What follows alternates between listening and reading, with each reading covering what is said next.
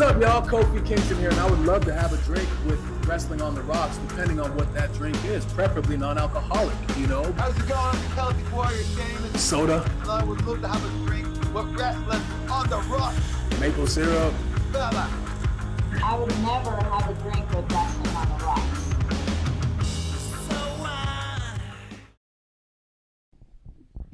Welcome to episode 1. That's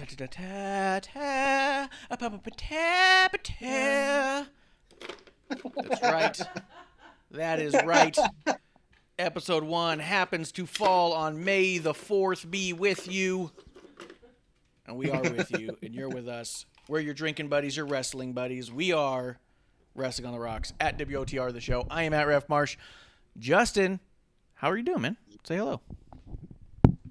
I am doing okay on like barely any fucking sleep after last night because stupid weather caused power outages and all that shit and fucked with my sleep. But other than that, good to go.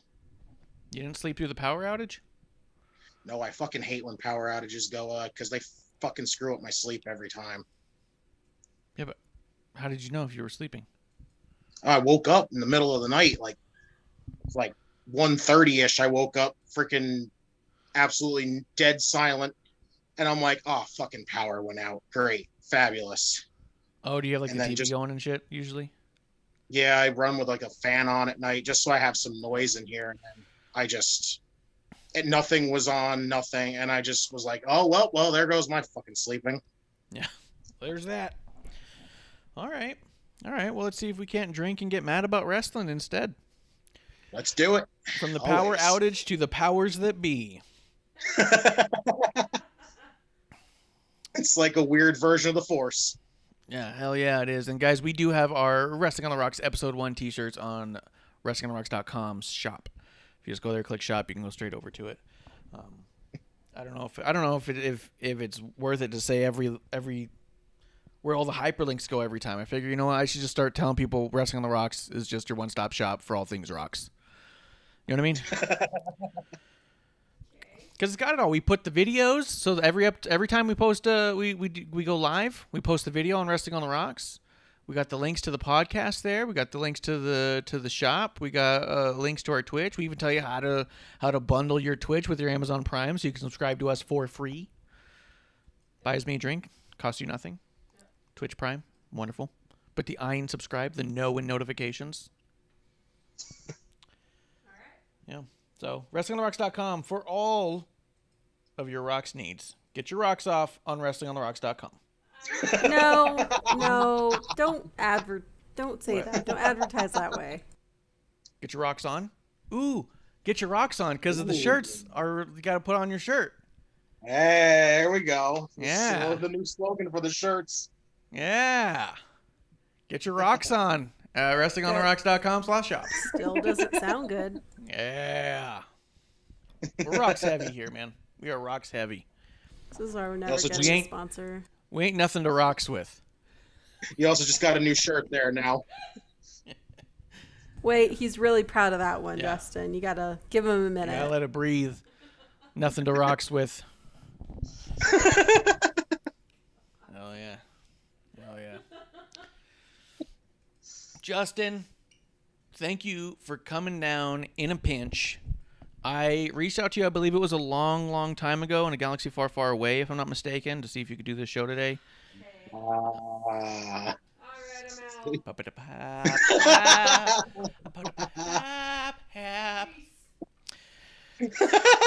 She's gone. It's just you and me now, buddy. We can get away with whatever we want now. Oh. I mean, you know what we should have posted today? I didn't even think about it, so I'll have to go find it. The clip where Kevlar's audio went out and sounded like Princess Leia as a bounty hunter, and Iron Manzi was on, and he died when I pointed that out. Yeah, I'll find it. I have the clip saved somewhere. Yeah, but yeah, I got my decks out. Short for decorations. I got my decks out. My deck is out. Whipped out all the deck. And it's on here. I got my Death Star, my Yodas. If you notice, for Bishop, if he's tuning in, guys, Terrible Wrestling Takes podcast, I got all his merch out here on the table, too, so people can take a look. Check out him as well. And if you want 25% off on his shop It's only going to be good for another couple of days because when he comes on the next time, he's going to pull the promo down. The promo is D as in dog, E as in elephant, the greater than symbol, A as in A, and Z as in the last letter of the alphabet. Get yourself 25% off on Terrible Wrestling Takes Podcast /TWTs. But Learn the alphabet with Marsh. yeah, I'm good at alphabets. Justin, what's in your glass, man? I've got my sponsored, non-sponsored watermelon Mountain Dew. Oh yeah, Just I telling just you, realized this shit's like a drug to me right now. I don't know why. the watermelon one. Can you grab me the Terramana? Yeah. I don't know what it is. I'm like hooked on it. I don't. Well, and then like you said, you never know when it's going to go away. Yeah, so I'm gonna enjoy it while it's around. Get it while you can. I'm going to give a little shout out, a little happy birthday wishes to The Rock as well. It was his birthday.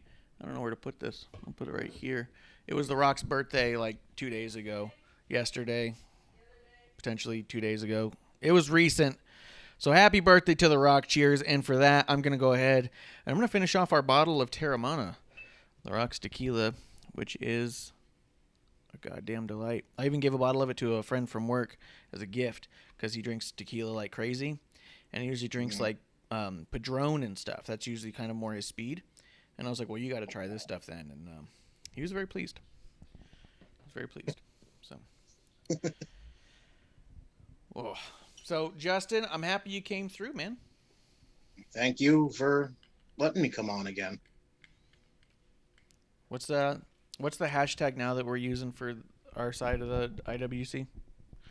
It's changed up so many times. I don't even know what it is. It Everyone changes it up every time. That's what I mean. Everyone's changing. That's what I noticed. That's my whole point. Everyone keeps changing it, and it can't trend. No one knows what it is. Just trend all 3 of them then, or all 6 of them, whatever one you're using. Yeah, we're going to have to, each one's going to need like 6 hashtags on it. We're going to be like, look, It's our side, our side, our side, our side, our side, our side of the IWC. 100% going to be that way. Let's see. I don't think I have a ton of news, but there is something I did want to talk about, especially with you, because you have a pretty good scheme of things. Let me, as I scroll through this, let's see. George Hackenschmidt Day. He was first recognized as the World Heavyweight Champion in 1905 on May 4th. So that's a good one. WWE started it with a new slogan. Their Then Now Forever is also accompanied with Together at the end. And Stephanie, when she was asked about it, she said it's about inclusivity, bringing people together, putting smiles on people's faces, and creating moments and memories that last a lifetime. What do you think of that? I like it, though. It especially during the pandemic, it was perfect because it's like, even though some wrestling fans go at it and butt heads with each other, you're still watching the show, and it feels like you're meshing, like you're getting along with people, and they're just like, we want you all to enjoy this together, not like by yourself. Yeah, which is communal. Awesome. It's really a smart thing to do, because especially during the crazy ass pandemic, like, it's not just, we're not doing this for one person, we're doing this for all of you, and we hope you all enjoy it at the same time. Yeah, that whole audience of one narrative is such bullshit to me. It always has been. I mean, honest to God, the idea that the audience of one has maintained a company that long tells me that, A, if it truly is all an audience of one, then that one person has similar tastes to a large majority of people in order to keep this thing going for so long. You know what I mean? Yes. Definitely. So if it's an audience of one, it's an audience of one who's representing an awful lot, you know? Yeah. So, but, yeah, I liked it. I liked it, the together thing, because it kind of, you know, I mean, it doesn't mean anything really, but, you know, it does. When you see it, you go, that's cool. You know what I mean? Because they do try to do a lot of stuff in their communities and stuff. Let's see, the other thing you can look at it as like they're just trying to plug some kind of nonsense, but if you actually sit and look at it, they're telling us all that we should be together for this, and I like it. It's perfect. 100%. And I mean, that's the whole point of this whole thing. We just want to be we want to be the dive bar of the IWC. You know? Ooh. At Wrestle Atlanta is live. Their website or their Twitter. Yeah. But yeah, we're just trying to be the dive bar of the IWC. We're trying to do it all together. We're just trying to hang out, have drinks, talk wrestling, because it's fun, man. It is. Let's see. So the at Wrestle Atlanta Twitter account has gone live. That's David Marquez's Atlanta branch of the CWF. So go follow that. I'm excited about that. Did you ever watch NWA when it was on YouTube? I did. I followed it for the most part, but then when the pandemic hit, I kind of like stopped watching beforehand because I wasn't really able to keep up because they were on like the same day as like NXT was on and all that stuff. And I was just like, this is so hard to keep up with. And I kind of fell off on them, but I've been keeping track of everything that they were doing. I wasn't like actually watching the show all the time, but I was keeping track of what was going on. Yo, dude, they well, yeah, and they kind of fell apart during the pandemic. They became a Patreon exclusive thing for a while. Mm-hmm. They let go of most of their staff who was working backstage. It came out that the only person who was under contract at all was the champions. So you had Aldis, Thunder Rosa, Ricky Starks was still biding his time on it. Allison Kay and Zicky Dice were the only ones who had contracts, and most of them just let them run out, and everyone else was just like, yeah, sorry, you don't make money now. Wow. And dude, Nick Aldis's interview where he came out he was on Busted Open. He sounded like such a dick on that when he goes, yeah, they pay me 6 figures because I'm worth it. I bring that in. If you want to be contracted to this company, you have to prove that you're bringing in all that. And I was like, what? Like, you just shit on your entire fucking show, dude. It was so weird. I hope that was like an in-character thing and not him actually being a dick. Because if it was, that's some really, like, cocky prick shit right there. Yeah, it was not an ideal situation, I'll be honest with you. I wasn't a fan. Yeah. Let's see. Something else is going on. There's 2 other points I want to talk to you about. I don't want to like delve into all this stuff if you didn't see it yourself, because then it's just like, he said, she said bullshit, so. Yeah, but here's another quote from Stephanie McMahon. And all of NWA stuff is like behind a paywall now. But I was at the Hard Times filming. I was live in the audience. I loved it. I was so into NWA. I have one of their turn pads signed by almost everybody on the roster. Like, it was so dope, dude. But yeah, now that everything's behind a paywall and seeing the way they're doing stuff, I was kind of like, well, we had a good run. I was about to say, I hope they don't go out, because it would be nice to have them around for like people like that leave WWE or that leave AEW and stuff like that. But they're kind of in a bad predicament here, putting everything behind a paywall. Yeah, they are, and you don't know what you're buying. You don't know what you're getting. No one's talking about their pay-per-view they did to come back. No one's talking about their weekly show. I see one person who tweets about it because he's obsessed with the NWA because he was part of their Patreon, so he did Zoom calls with everybody in it, and so he thinks he's part of the company now. But outside of that, I don't see anybody talking about it, dude. So I don't know, it's one of those things. I really wanted it to be a good thing. My other problem is that Nick Aldis became 900 Days champion, but he hadn't wrestled in over a year because of the pandemic and stuff, and that kind of shit bothers me, man. Like, when you wrestle twice in 1 year and you've been the champion all year, okay, fucking super impressed. Yeah. You know what I mean? You were king of a very specific small little indie niche, and I likened it to the Internet Wrestling Championship of Zack Ryder. So I want to know how many days that Zack Ryder has been Internet Wrestling Champion, because I feel like that's kind of on par with the NWA Championship at this point. Yeah, that's pretty bad. Like, he was a really good champion, but he definitely, with all when he was out from the pandemic and all that, I don't think he really has the right to call himself the longest reigning champion, especially when he hasn't done jack shit with it. Especially when his whole thing was that he was hired in by Billy Corgan at the beginning of it at a high contract to be the champion while they figure stuff out. And they've been figuring stuff out now for 4 years. Yeah.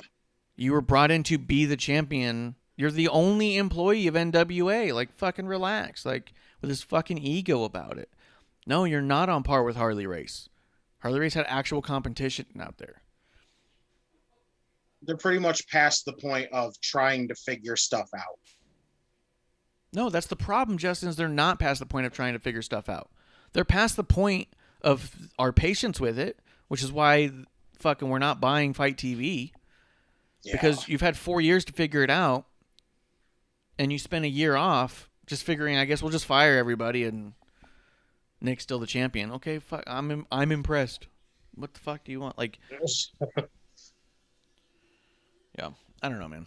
I don't know what they're fucking doing. Yeah. But I'm really excited about CWF Atlanta because I think that has a lot of legs to it, and that's going to be something that's going to be worth watching, I think. The people who are involved in that, fantastic. So let's talk about these two things that are going on in the IWC, Justin. All right, what do we got? As my local representative of the IWC. Well, one of the things that happened a couple of days ago, Stephanie did say, what if women's sports were given the same level of money and media attention as men's? When you air the games, people watch. If you promote them, people will show interest. If you invest in them, it will pay off. Because she was talking about into response an article that was coming out saying that people are tuning in more than ever to watch women's sports, and it's because of the promotion of it. So she retweeted it because she's a woman in sports and thinks that that's a fantastic thing to be talking about, and I don't disagree with her. The internet did. Oh, let me hit up the chat real quick and we'll get into it. Kuro says 13 minutes late. Oh, you missed nothing, Kuro. You're fine. Leah Moonlight coming through. Cheers, Leah Moonlight. Just had to chase the ice cream truck. Fuck yeah, dude. I hope you got... Leah says run, fucker, run. I hope you got those fucking ice cream bars. The ones where the eyes aren't straight, but they're little bubble gums. So chase the ice cream ice cream truck 6 blocks. Dude, fucking worth it. Worth it. Damn. So, Justin, this is also in time where Mick Foley... Well, let's go a step back behind there. A day before Mick Foley tweeted out, or 2 days before, Mickie James was on her own podcast, something about gals who chat or something. It's her and a couple of other friends of hers. And it seems pretty cool for the most part. Yeah. I don't have anything bad to say about the podcast by any means, but she said that she had propositioned to somebody. I don't know that we got a name that it was specifically Vince or not, but she had propositioned to the company several times to doing an all-women's show. And not like Evolution, where it's like maybe once a year all-women's pay-per-view, but like an all-women's weekly show. And everyone was all like, yes, oh my God, yes. And then everyone's like, well, would you watch an all-women show? Would you watch a show that was all the women? And some people were all like, would be the only show I'd watch. Here's the deal. Mick Foley, a couple days later, sends out a tweet and says, Dear Vince, and tweets at Vince, and says, you need to be the first company to put out an all-women's show before AEW beats you to it. I was like, what the fuck? Lance Storm chimes in and says, where the fuck is it going to live? And he goes, and how does that mean for all your top women stars? Do they get pulled from Raw and SmackDown and end up over there, wherever there is? And if that's the case, a lot of talent could easily be seeing that as a demotion. He goes, I just think there's probably more to it. And I was like, yep. I sent out a tweet that said, I don't know if the answer to lack of representation has ever been segregation. Because that's the argument, right? That women aren't getting enough time. They're not getting treated right. They're not getting all the TV time that the men are getting. So they want 50-50, or they want their own show. Justin, if we ask the internet community if they would watch Ricochet wrestle every week, do you think they would? I think they would. I don't know how you wouldn't want to watch Ricochet wrestle. Do you watch Ricochet wrestle every week? Or would you, if it was an option? Yes? Yes. Yes. Then explain to me, Justin. I'm putting you on the spot now. Justin! Okay. Ricochet does wrestle every fucking week on Main Event. On their Hulu show that they do for Main Event, and they also have a network show of 205 Live, and Ricochet and Ali had both been on there, highlighted as well. And people didn't tune in. And that's my point. That's my problem, is that just because we say we would and we want to and it sounds great, we also collectively as a bunch just fucking don't, dude. We just don't. Yeah. Well, there's also just so much wrestling on TV now. Yeah. Like, there's so many things to watch in general. 100%. I agree. Justin, I was just setting you up with a bunch of stuff there. What do you think about all this, to be quite honest? How do I word this without sounding like a jerk?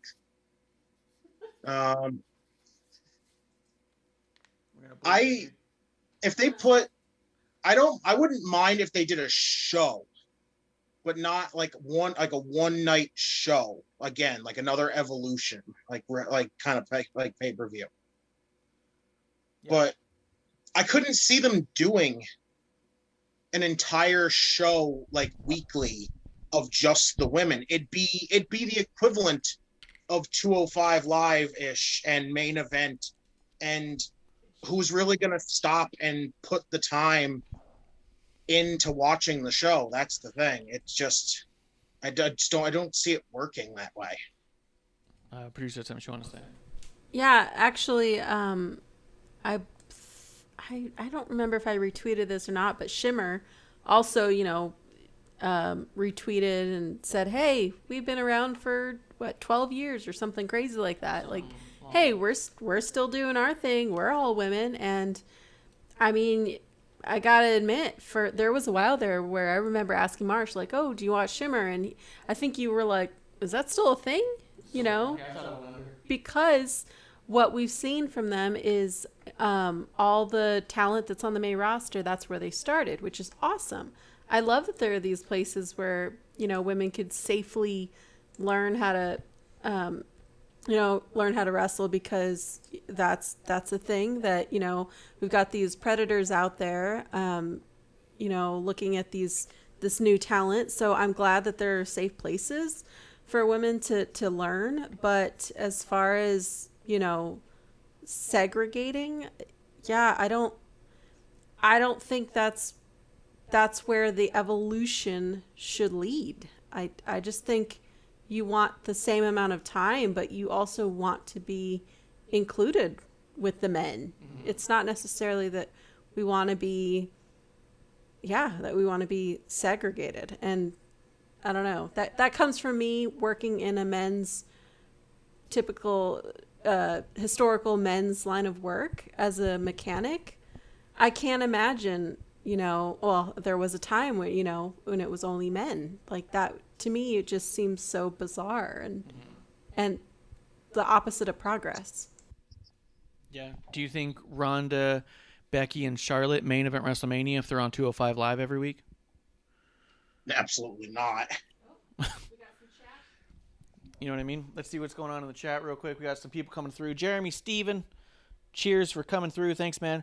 Says WWE already has enough shows like 205 Live, NXT UK, and Main Event that doesn't draw viewers, so I don't think a woman-exclusive show would be any different. And that's 100% the point that I see. I agree with you entirely, so cheers to you for being my favorite fan right now. I'm kidding you off. He's not a fan. I'm joking. I don't have fans here. We just have fucking drinking buddies. He's we definitely don't have fans. We don't have any fans. Mm-hmm. No, people aren't fans of the show. They just like drinking with us. There are drinking buddies, and there's nothing wrong with that. So, Jeremy, thank you for coming through and being my new favorite drinking buddy. I'm going to buy you a drink, Justin. What are you drinking? What's in your glass?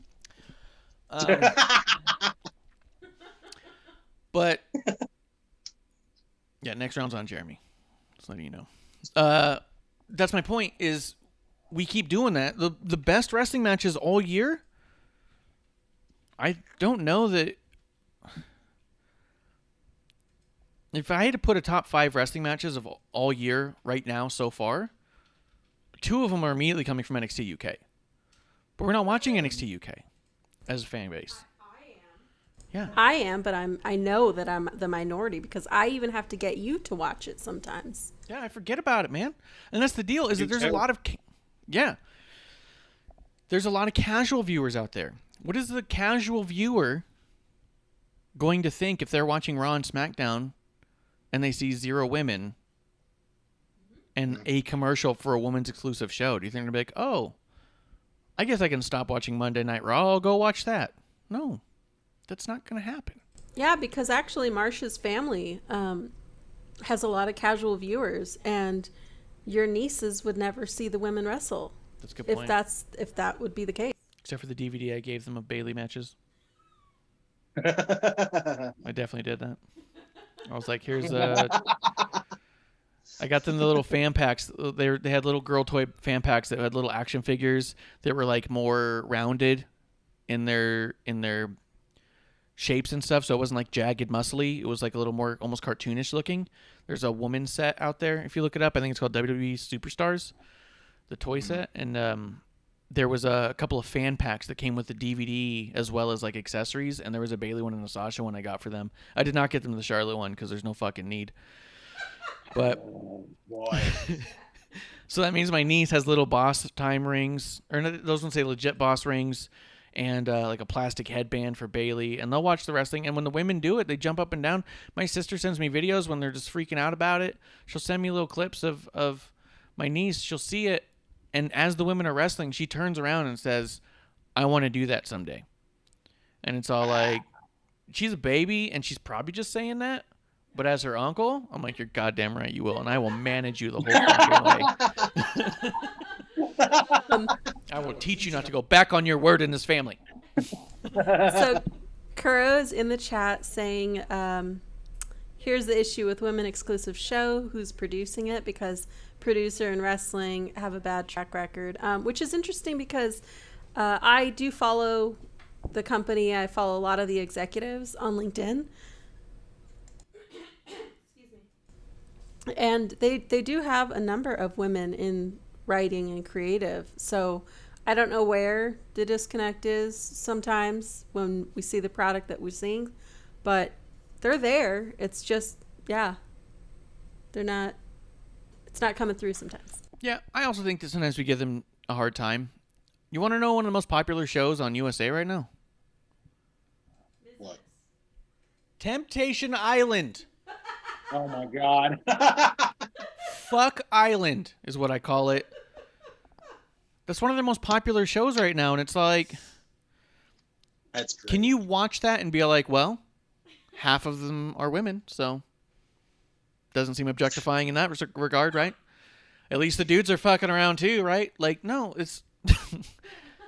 I'm just saying that sometimes I think we as wrestling fans might be a little harsh on them. I think we need to hold them accountable, and we need to say, okay, hey, I mean, like we've talked about it. I'm not real happy right now with this Nia Jax storyline with Reginald and Angel Garza because I think it makes fun of Nia being a romance interest.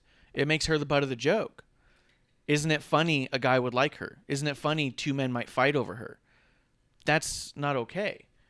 You know what I mean? So I don't like when they use romance angles in certain fashions for sure. But at the same time, as much as there was a lot of stupidity around it, the Lana Bobby Rusev thing made sense. You know, like, hey, that's human emotion they're kind of playing with there. I mean, obviously it didn't play out well, but on paper, you know, woman leaves husband for other man, they fight. Yeah, that sounds like a storyline you would see on TV in a movie for sure. You know what I mean? Yeah. So I think that sometimes we can be a bit harsh in some regards, but we do need to hold them accountable. Where are you gonna stay, Justin? Yeah, I definitely still agree with producer lady though, because I don't see the point in them like designating them to their own show like that and not letting them be involved with the men also. Yeah. Kuro's in the chat saying that also if you have a women exclusive show, how do you convince people it's not just eye candy, especially in wrestling? Think about heels. AEW heels? How much flack does that still get? I mean, you're paying $50 for women to be fucking for women wrestling fans to interact with each other. That's just BS. For one, Which yes. is crazy because there's so many podcasts out there now. There's so many women-led podcasts. We don't need to have some exclusive thing. I mean, fans can meet or, converse with other fans just as easily now. Yeah, we're the dive bar of the IWC. That's what we do here. We talk wrestling. I don't care who you are on the other side of that chat. Shoot it in. Tell me what you think. But what I'm saying is that when heels first happened, everyone thought it was women's wrestling behind a paywall. They all thought, oh, women's wrestling is on heels now. That's what they thought. I've seen people still argue about that, thinking that's what it is. When they're all like, oh, there was no women on Dynamite. Like, that's because they're all on heels. They're not. It's a fan club. It's a dumb fan club, but it's a fan club. I love when Jim Ross fucking shit on it, too. Fucking loved that. Oh, that was so horrible. Yeah. I remember that. What do they do? Bake sales? Yeah. And then everyone's just like, what the fuck? And I was like, oh! Yeah. JR's got punches, but he's They're not gonna also like that. he's also JR's hilarious. gotten to the point where he gives no fucks anymore. That's kind of the best JR, I feel like. Yeah. I love it. Kiro does say, would WWF or WWE ever make Yokozuna a love interest for comedic purposes? They did with Otis just last year.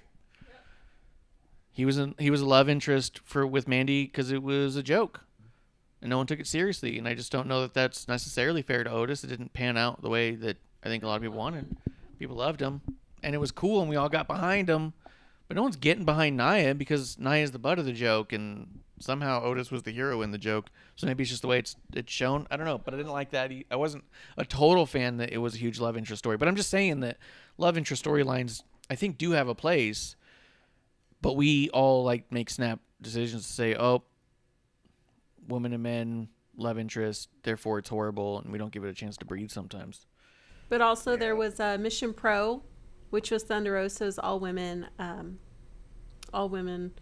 company that we also shouted out because, hey, if you're gonna knock one company for not having what you want, you have to recognize all the other ones that are out there that aren't getting as much attention. Yeah, bottom line, Mick, other companies are already doing it. WWE wouldn't be the first. What happened with WoW when that came through? Shimmer's doing what they're doing. How is MLW doing? Better, but no one's tuning into those things because they want a more complete show, I think. And I don't think Becky worked her ass off to get the kind of screen time she got, to get to rub elbows with Stone Cold, The Rock, and Cena, hoping to lead it to just an all-women show where that'll never happen again. Yeah.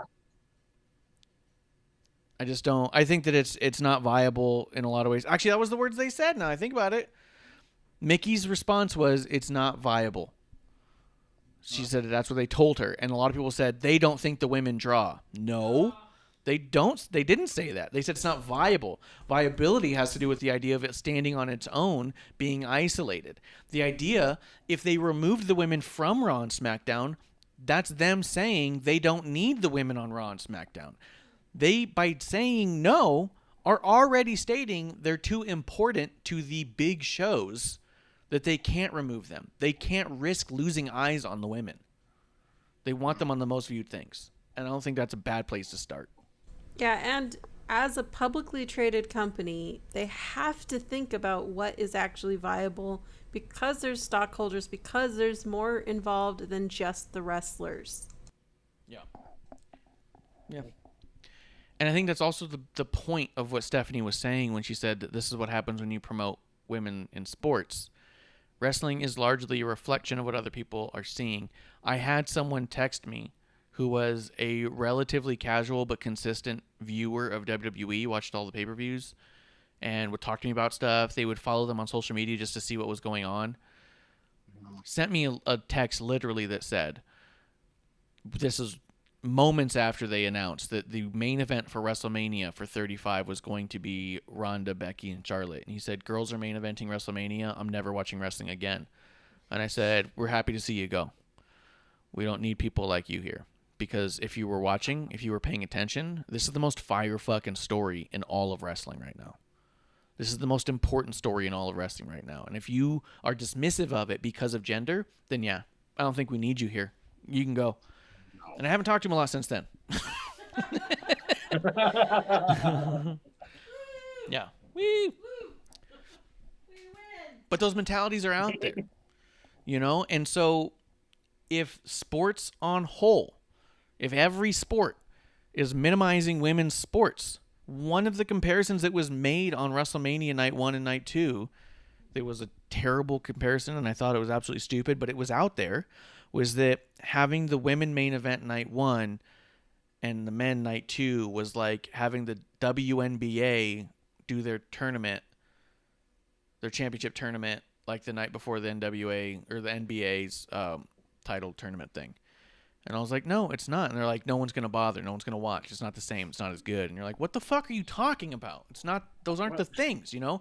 But those conversations have to go away, and they can't go away if the WNBA isn't getting promoted or viewed on an equal basis as the NBA. WWE will have an easier time of giving more time to the women without flack from the general public, not us wrestling fans. We know what's good, and we love it. But the general public they're trying to convince to come in, that conversation becomes easier if the other companies get on board. Yeah, and also when I think about the women in the company that we love, you know, Bailey, Beth Phoenix, all these women that have, and Natty, like these women that trained with men, didn't train to think, oh, we should just be separated. No. They train to be on equal playing field. Yeah. That's what it's about. Yeah. I think all stories ebbs and flows. Justin, what are you going to say? No, I agree with everything you guys are saying because it just makes sense. There's no point in like making them go out there by themselves and not letting them be on the same level as the guys. It just doesn't make sense. If it doesn't make any sense to have them go not get any recognition while everybody else does beforehand. Like it doesn't make any sense. Yeah. Yeah. Why start the women?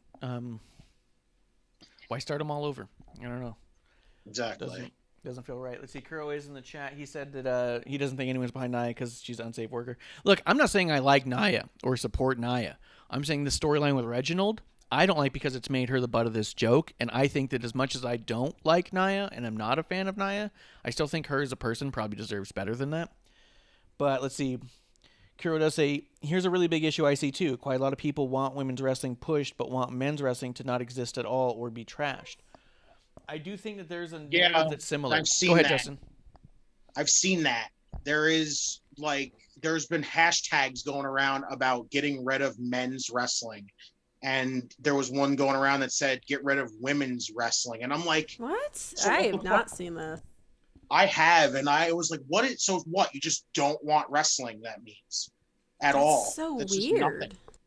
Yeah. It doesn't make any sense. None. I mean, it's even strange for the types of wrestling that we don't care for. It's weird to say to not have that because someone's a fan of it. Yeah. Maybe not us, but yeah.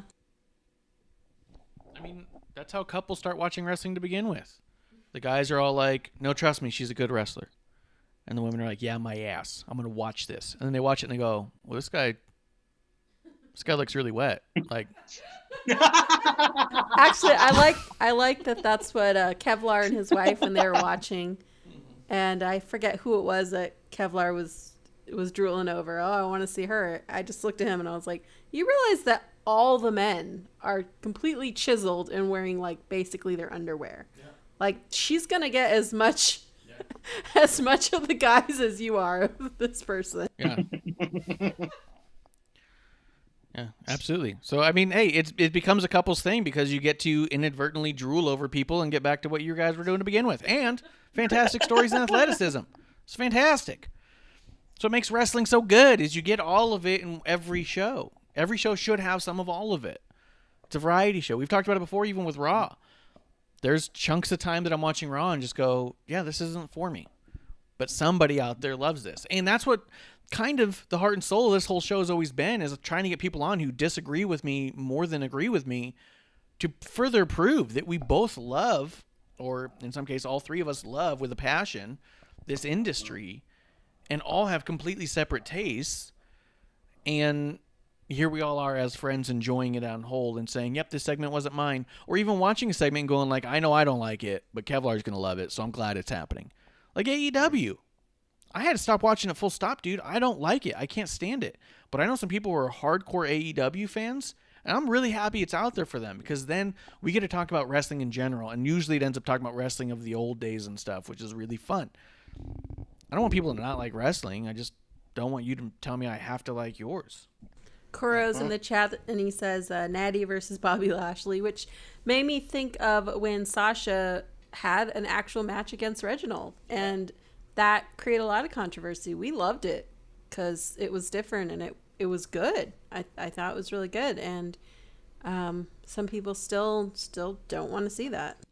Yeah, I thought it was awesome. I thought we were leading towards another Reginald match with somebody. Oh, we think we might get Reginald versus Garza, right? That could happen. That could be neat.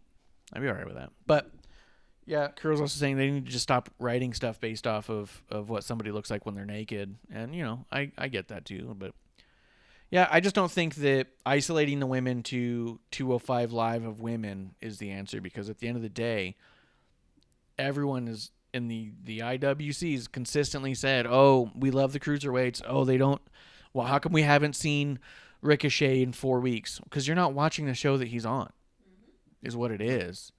When I was doing the Thunderdome every week, if I came in early and watched them do main event, man, I watched Ali versus Ricochet 3 weeks in a row. And I was like, this is fucking dope, dude. Then when they came on to Raw, people were all like, oh, this could be interesting. And I was like, what do you mean? Of course it's interesting. It's their fourth match. This is a series and it's incredible. And then people are all like, I could watch another one of these. I was like, there's 4 more. Like, what are you talking about? Like, it's just, it's out there, and people are all, I mean, we say we want it, and then they make it happen, and then we don't want it. The cruiserweights. We all said we want it all the time. We need more cruiserweights. We want cruiserweights. They should do a whole cruiserweight division. Well, we will. We'll put it right here on the WWE network, and everyone's all like, pass. I'll see you when it's on Raw. Well, fuck, man. I mean, yeah, you gotta make time for what you really want to see at this point. I have to make time to watch NXT UK. Yeah, at this point, it's really lose-lose for WWE to be making more shows on that level that segregate people that way. What makes Main Event and 205 Live so good is it gives those people a chance to learn outside of NXT, because I do think, I don't know if we talked about it last week, dude, I think there's an NXT stink that ends up on people. I think when they're going to make it, they got to lose a few on NXT and get the fuck off TV for a bit. So when they come up to the main roster, you're not just getting the same person, because you can't get the same person the same way. NXT doesn't work the same way as other wrestling. I'm trying to think. There was somebody who recently, well, I mean, like Dabo Kato for one. Who? Rhea disappeared for a while, but there's somebody who was in developmental for a really long time and almost has been in there for a long time. There's been a few of them where but they were on NXT is what I'm saying. There's a lot of them that end up in NXT for a long period of time, and you never see them on NXT, and then they show up on the main roster, and people are like, who's this? What's this? And it's exciting and cool. And I think part of that is sometimes they go, yeah, this person's just not going to fit in here and is going to be a better fit for the roster, so we're going to leave them here to actually teach them stuff. You know what I mean? Roddy Strong, Kuro says. Yeah, I mean, but there's also people who've been there forever and will stay there forever because that's where they belong, and that show needs to be able to stand on its own too. And I think that guys like the Undisputed Era, apart from I think Kyle O'Reilly has the grounds to move up, but everybody else I don't know about. And Gargano and Ciampa, I think that's just it. That's just where they live now. Yeah. Because I don't know if there's a good enough place for them otherwise. So, I don't know. I just want to know what your take was on the idea of isolating the women, because it was going around like crazy, and everyone's all like, this is it. This is what we got to be doing. Yeah. And I was like, this is the silliest, most like poorly thought out concept I've ever seen. Yeah. And of course you're going to be told it's not viable, because you know what it sounded like? If I could be a dick for a second. It sounded like Mickie James trying to get herself on TV and realizing there wasn't much there, and was just like, well, if they give us our own 2-hour show, I'll get time on that show because they'll just have to. There's not enough women for me not to be on. It's really what it sounded like. As much as we love Mickey, it's not what I want to see. Yeah, I agree. Yeah. I think Mickey's incredible. I think she's a legend. I think she's a Hall of Famer. I think that she has not done herself any favors since leaving. The stuff she's talking about. Also, Chelsea Green, on the same vein, pointed out on her podcast that she also got her stuff in a trash bag. Also did not provide an example of what they would have liked. The only person I've heard give an example of what would be probably acceptable was Sam Roberts. And what the fuck does he know when it comes to that? What do you say? Just throw in a duffel bag. You know what I mean? Like a branded duffel bag. He made the joke on his show about how he could see one of his interns doing it. And he goes, why'd you put it in a garbage bag? He's like, don't you have like a not Sam duffel bag you could put it in? I mean, and I get that. That's probably the right answer. But nobody in the company and no wrestler has come up with a concept like that. All they say is, I don't want this. I don't like this. Well, what do you want? What's gonna make it right? You know what I mean? Chelsea did get Natty stuff, which is funny. But at the same time, you just had a random fucking dude go in there and do it. Throw stuff in a bag and send it out, and who knows if they were keeping their stuff in their own places or not. You know what I mean? Like, that could have been equally on them as far as like, this is labeled Chelsea, it's all Chelsea stuff, I'm gonna send it off, as opposed to the idea of being like, I imagine there's not just a pile in the middle of the locker room of everybody's stuff that someone had to sift through. I don't know. Sometimes I've seen the pictures they take in the locker room, and there's just bags randomly placed. So I don't know. Yeah. I don't know how their setup is, but there's just a lot we don't know. So yeah, 100%. They're not telling us. So it's another one of those things where it's all like, okay, you didn't like the way it looked. What do you want it to look like? And it goes, just not that. Would it be fine if it was in a box loose, but not in a garbage bag in a box? Because that's like 2 layers, right? Yeah. Would you have rather they dumped everything into the box loose? Would that be better? I mean, they probably took it as, they probably seen it in the garbage bag and just took it as, oh, that's just insulting to them, and that was it. That was. Yep. Stackhouse. Woo. Stackhouse in the chat. Yeah, I think so too. I think it was. I think that you're already sensitive. You lost your job. You think that it was a shitty thing to get the call, and then you look down and you see your stuff in a bag that's essentially a garbage bag, and it hurts your heartstrings. I get that. Do you have anything outside of that? I mean, I've worked in a lot of different companies and stuff where like conflict resolution is like part of the deal, and one of the things you ask people right away when they start escalating is, what do you expect? What are you expecting? You know what I mean? What are your expectations here, and what is it going to take to make you happy in your mind right now? We can negotiate after, but your mind has gone somewhere. What do you think is the right thing? If their answer to this, well, it would be nice. I mean, at least give me an answer, right? So if this is how it comes and you say this is unacceptable, what is acceptable then to you? If she'd responded with, I wanted everything ironed and folded neatly, put into a leather briefcase with a padlock on it, I'd say, okay, great. Here's a good place to start. This is why that might not be the right answer, but let's find some place in between, right? But they didn't even give that. It's like, what the fuck do you want? It's hard to say. I'm going to the chat real quick. Jeremy Steven does say, I don't even think Mickie James would get time. There's too many women to potentially give time to that Mickie would really just get lost on the shuffle. I also agree with that. I think that I don't understand contracts, and I don't think that they even talked about if they were offered other contracts or not. She was utilized on some commentary things that I thought was doing great. Yes. And I don't know what happened with that, or if they just said, hey, we just don't need you as a talent, and we actually don't have a spot for you on commentary. So take what you've learned here and be free, like.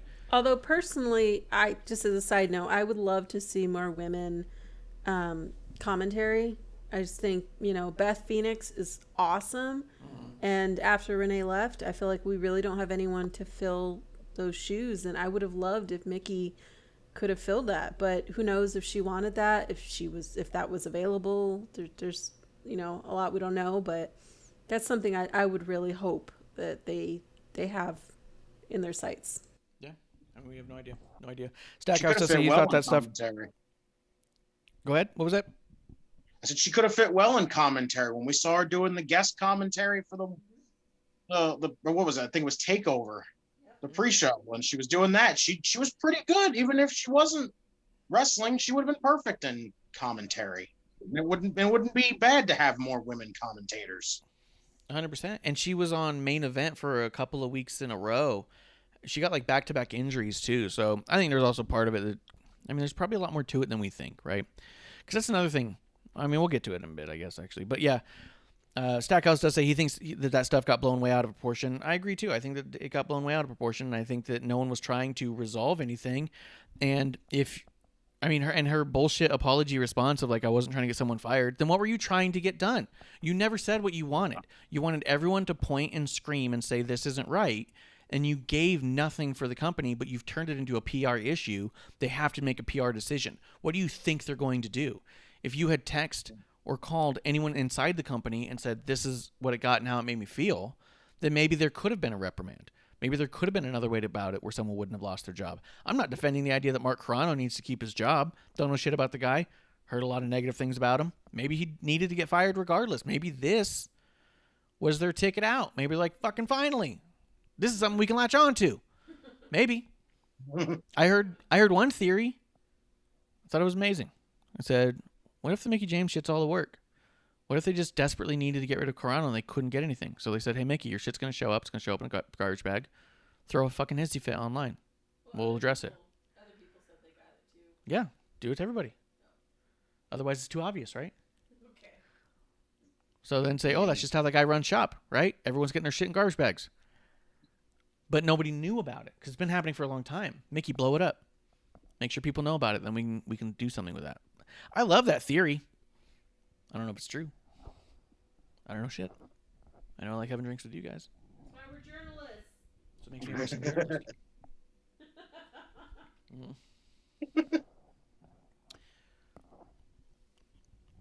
I don't know. So there was that. The other thing the wrestling community is being dumb about. MLW has been announced to be in a partnership, a working relationship with the WWE. I think that's... Oh, yeah, fucking so excited for Hammerstone. The potential of people going back and forth at all, and... Yeah.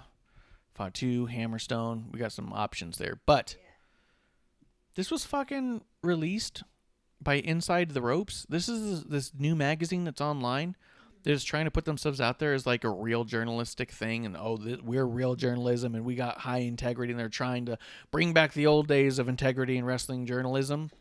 Their fucking headline was WWE working with MLW in response to AEW's partnership with Impact. Get the fuck out of here.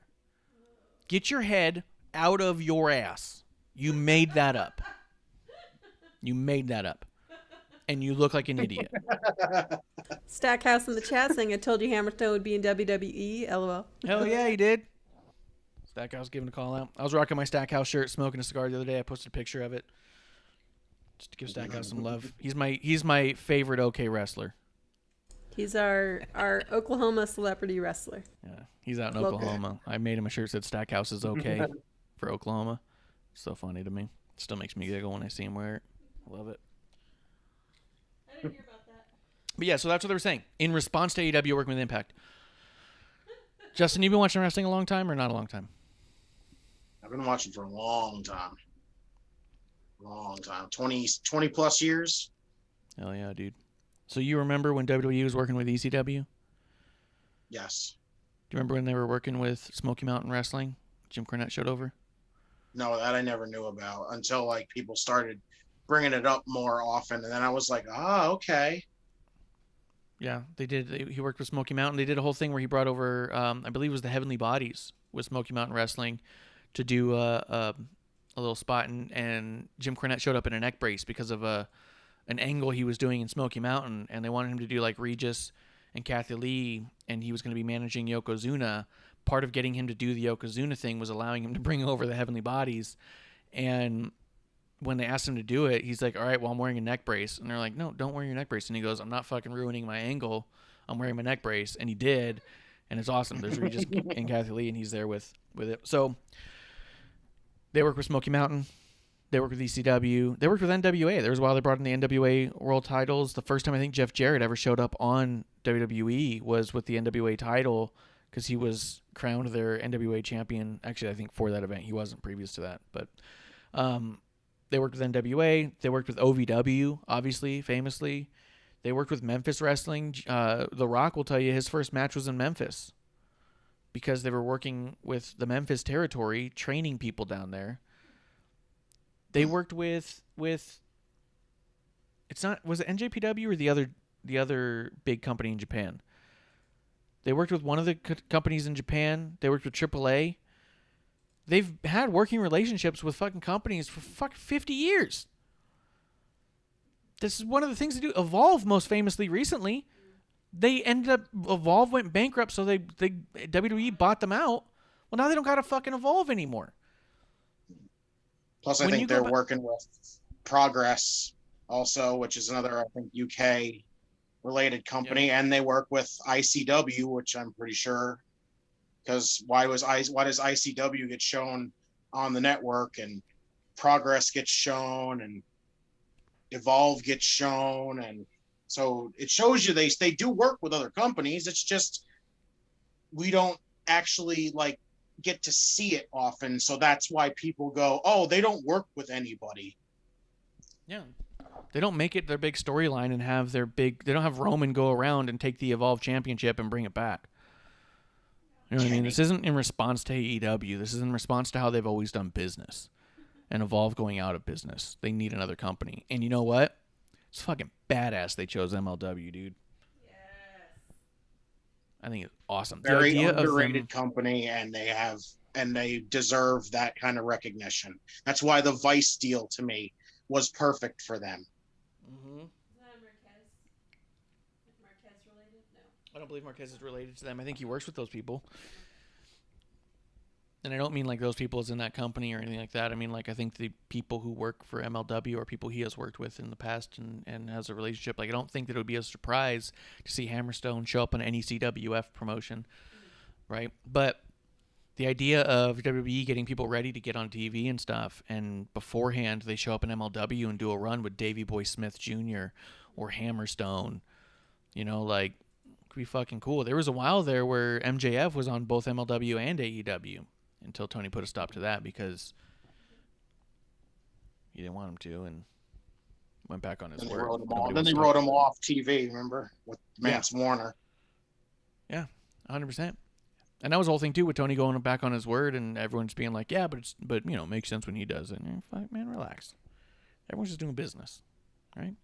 But, yeah, what do you think about this overall? If it's true, and it actually ends up coming to fruition, absolutely all for it. Mm-hmm. If you get some MLW people to show up on NXT, perfect. You get some people from NXT that want to get started, you send them over to MLW, perfect. Dude, can you imagine Hammerstone versus LA Knight? Oh, yeah. My God, please. Yeah. Yeah. Yeah. Yeah. All right. I don't know. That was all the stuff. Are we missing anything there? Missing any things you want to talk about, Justin? Anything you want to chime in there? Anything you thought we missed? No, I think we're good to move on. All right. Do it. All right. What's going on here? Where'd my fucking thing go? I'm falling apart. Get some transition music. Dun, dun, dun, dun, dun, dun.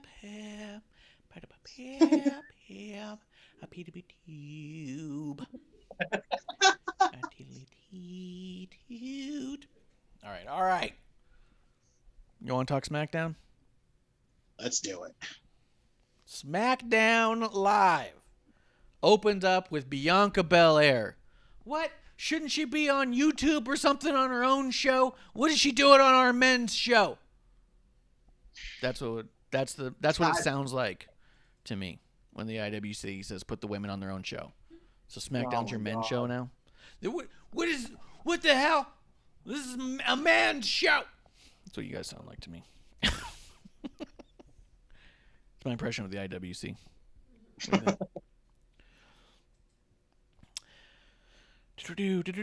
Okay, so Bianca comes out. She waves, she kisses, she does the babyface stuff. She's doing a pretty solid job with all that. The Dirty Dogs come out. They talk a little bit of shit. The Street Profits come out. They talk a little bit of shit. And then Bayley comes out. And all of her shit talk is off mic. As she's walking down the ramp, she's all like, "This is my show. I don't care if you're the champion or you main evented WrestleMania. This show still belongs to me. I run this." And as she walks into the ring, she snaps the mic out of Bianca's hand with two hands. Like, grabs it like a fucking animal. Just, bah! And then she just grabs the mic and just starts laughing until Bianca gets mad and hits her. I thought Her it was cackle. So yeah, her Cackle's so great. cackling.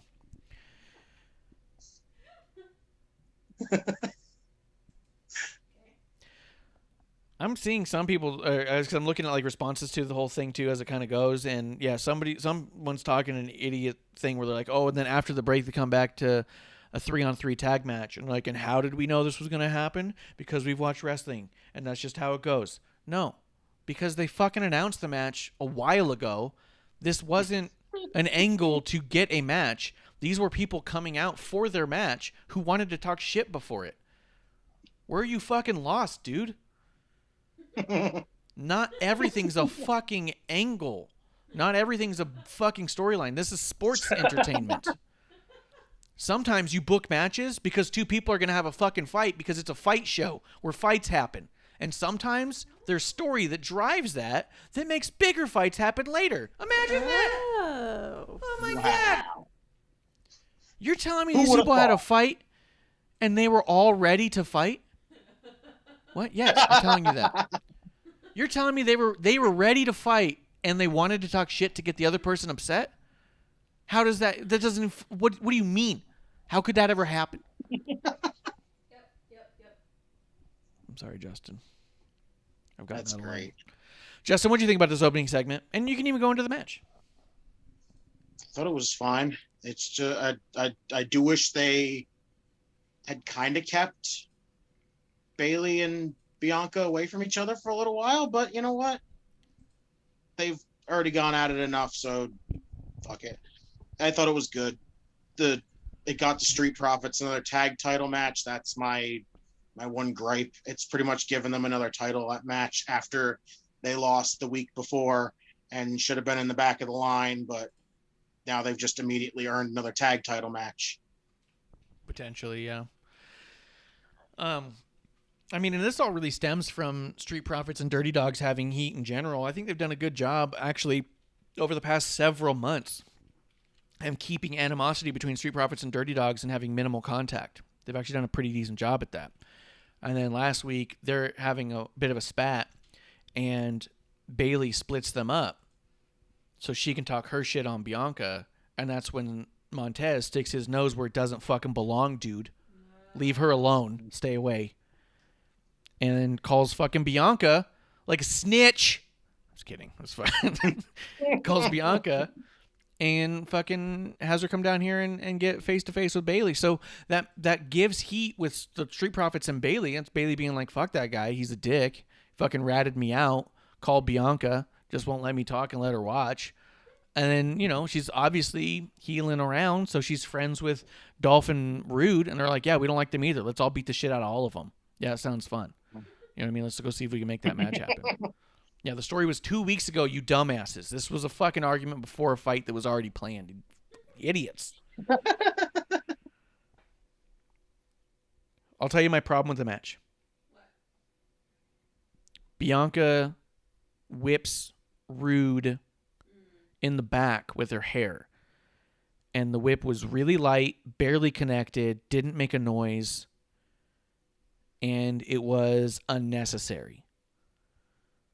There was no story with her hair to begin with. What made the whip happen and still be a babyface thing was that the whole story of the Bayley and Bianca, or not Bayley and Bianca, Banks and Bianca match was that Sasha was using Bianca's hair against her so much that it was eventually she used her hair to slap back effectively, That was her snapback or whatever you call it. Not a hat or something. But she did it here and it didn't make the noise. And I saw a lot of people go like, oh, there was a great crack noise. It was clearly piped in audio. No, it wasn't. Her hair makes that noise. I don't know if she's got something in it that when she whips it like a whip, it'll do that crack or whatnot, but it makes that. We've seen it live, and we were 2 rows back. We would have known if it was coming over the speakers or coming from the ring. Yeah. Fucking heard it. When her Shayna match is the one we saw. It's fucking crazy. It's absolutely crazy, and it's an amazing move, and this undermined it, and it actually solidified people's argument that it's a phony-ass move. And I was like, fuck, she's ruining it for no reason, because this also didn't need to happen. This wasn't a match for stakes or weights. Otis wasn't involved. Justin, what do you think? Yeah, she needs to be careful with overusing the whip. The whip needs to be saved for like actual like needed moments. Don't just whip it out in every match. Been told that before. Okay, that's actually what you say. Yeah. What did I say? That's what you say about all the newcomers with their special move. You said that about Lacey with the women's right and the flip that she does. The moonsault, yeah. That when she doesn't do it as a finish, you would always say that it undermines that. Yeah, if she doesn't and loses it and doesn't save it for bigger events. I always go back to Shawn Michaels winning the Intercontinental title against Davey Boy. He didn't even do it with a super kick. He didn't even use that the whole match. The super kick for a while was just something he did when he fucking had nothing else left. Like, he didn't know what else to do, and he's going to kick this guy as hard as he fucking can in the head. Yeah, that'll do it. You know what I mean? The idea of having multiple finishes, I think, is what is best. But I do think that actually guys like Shawn are guys that ended up making that go away by starting to get to a point where they did use it every match. Let's see. And I agree with you. Unless she's going full-on heel, where she's going to be whipping motherfuckers left and right, that's a heel shit thing to do. If that's what you're doing, then do it, but it better fucking crack, because you just had it sound like a fucking pillow fight and didn't look like it would hurt fucking anybody. Your hair just kind of tapped him in the back, and he's got to sell that now? Fucking poor Bobby Roode. Kuro's in the chat talking about a place in his town called it has burritos that go to Johnson size, and they are the size of Dwayne Johnson's forearms.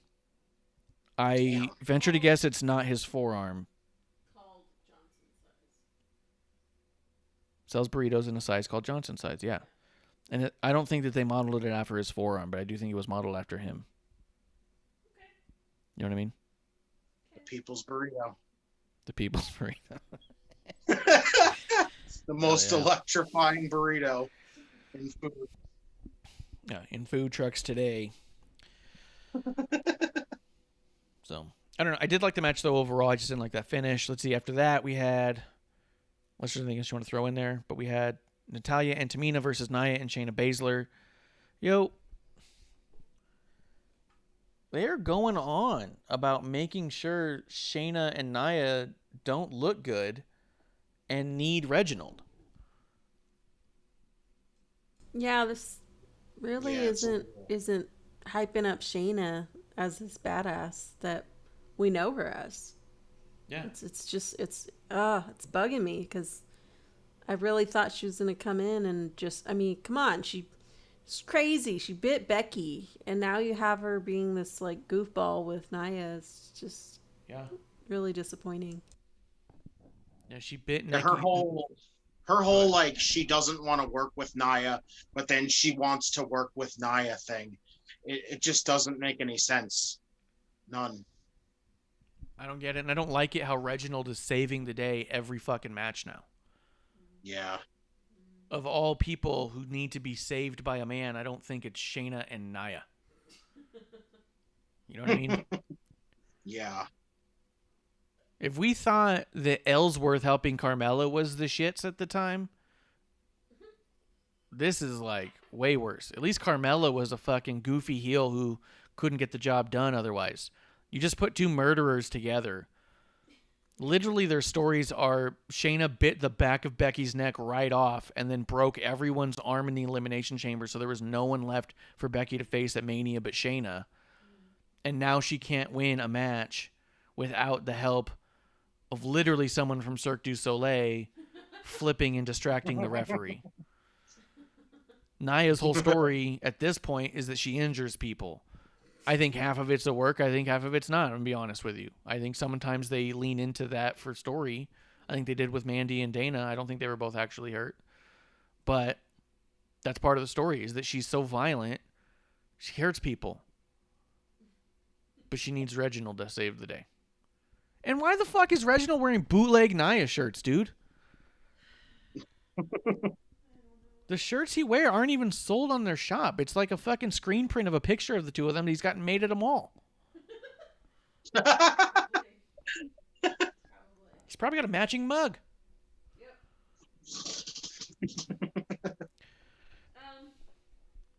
Were you gonna say anything else about this match? I was. I do like that Tamina and Natalia won the match, and I do think they look amazing as a tag team. I thought Tamina's Talking Smack promo was fucking fire. It was amazing. Producer's going to say something about it right now. Before we get into the promo, about the match itself, I just wanted to say I wish that they would stick with Tamina's badass kick instead of her jumping off the top rope. Because I don't think that paints her as the best in the best light, because you see her legs shaking, you know, and if she's not comfortable with that, there's other stuff that she can do, and let's highlight that. I think it's unfortunate that her father was Jimmy Snuka, who had absolutely zero fear of dying every time he jumped off the top rope. But she clearly has that fear. That fear's been instilled in her. So it's just obvious every time she jumps. You just go like, she is scared to death. She's going to die right now. I'm scared for her. Yeah. So, yeah, I think that they got to switch out that. I don't think it's helping. But her promo was fucking fire. I thought the match was solid otherwise. I do think Tamina and Natalia are a strong enough duo who have been having fire promos lately on Talking Smack and on the internet. I don't know why they're not doing it on the show, but they're not. I think they could be a legitimate threat as the tag team champions, and I do think that would be amazing for their legacy. I think that they're actually, to me, the most legitimate tag team on either roster right now, as far as the women goes. Mm-hmm. There's other teams that are looking decent. None of them look like they stack up nearly as well to Tamina and Natty overall. I think it's because the two of them have a reason for wanting to be tag champions. The rest of the teams are just like, we want to be tag champions because we want to be tag champions. These guys want to be tag team champions because they want it for their legacy. Natty wants to do it, like you said, because of her dad. Her dad was a tag team champion. She wants to be a tag team champion. And Tamina's at the point where she's, to me, I feel like it's because of her dad. Everybody has this bad take on Jimmy Snuka because of the whole dark side of the ring thing. Yeah. And she's kind of like the now version of what Chris Benoit's son is, like how he's expunged from history. David can't get into wrestling because of his dad, but she's actually in it, and she's trying to prove that she's not like her dad. She doesn't need to have his past hold her down, and that's what I see when I look at Tamina every time. And I really hope that they do win the tag team titles, because like you said, they're the most legitimate team, and they have a reason compared to every other team. Every other team is, I just want to play with my friends. You know what I mean? They feel like they're just friends. These women feel like women who have a passion to add to their legacy. I can't think of another tag team that's even close to that right now in the women's division. Yeah, and if you haven't seen Tamina on Talking Smack, you guys should really go check that out, because she just really seemed to just be on fire on the mic. And I just thought, man, you know, I've heard people not like Natty on the mic, and how awesome would that be if you've got one person that's really great on the mic and one person that's this amazing, you know, technical wrestler. I just think that's a great mix. I agree. I mean, even when you look at NXT, there's not too many legitimate tag teams down there either, to be honest, as far as the women goes. Even Shotzi and Ember. They're only tagged together because they're actually friends in real life and want to be a tag team because they think it's fun. I mean, there's a whole fucking documentary on it. There's a whole, if you go to the WWE PC YouTube, there's a video there called Ember's Law. The whole thing is about Ember Moon.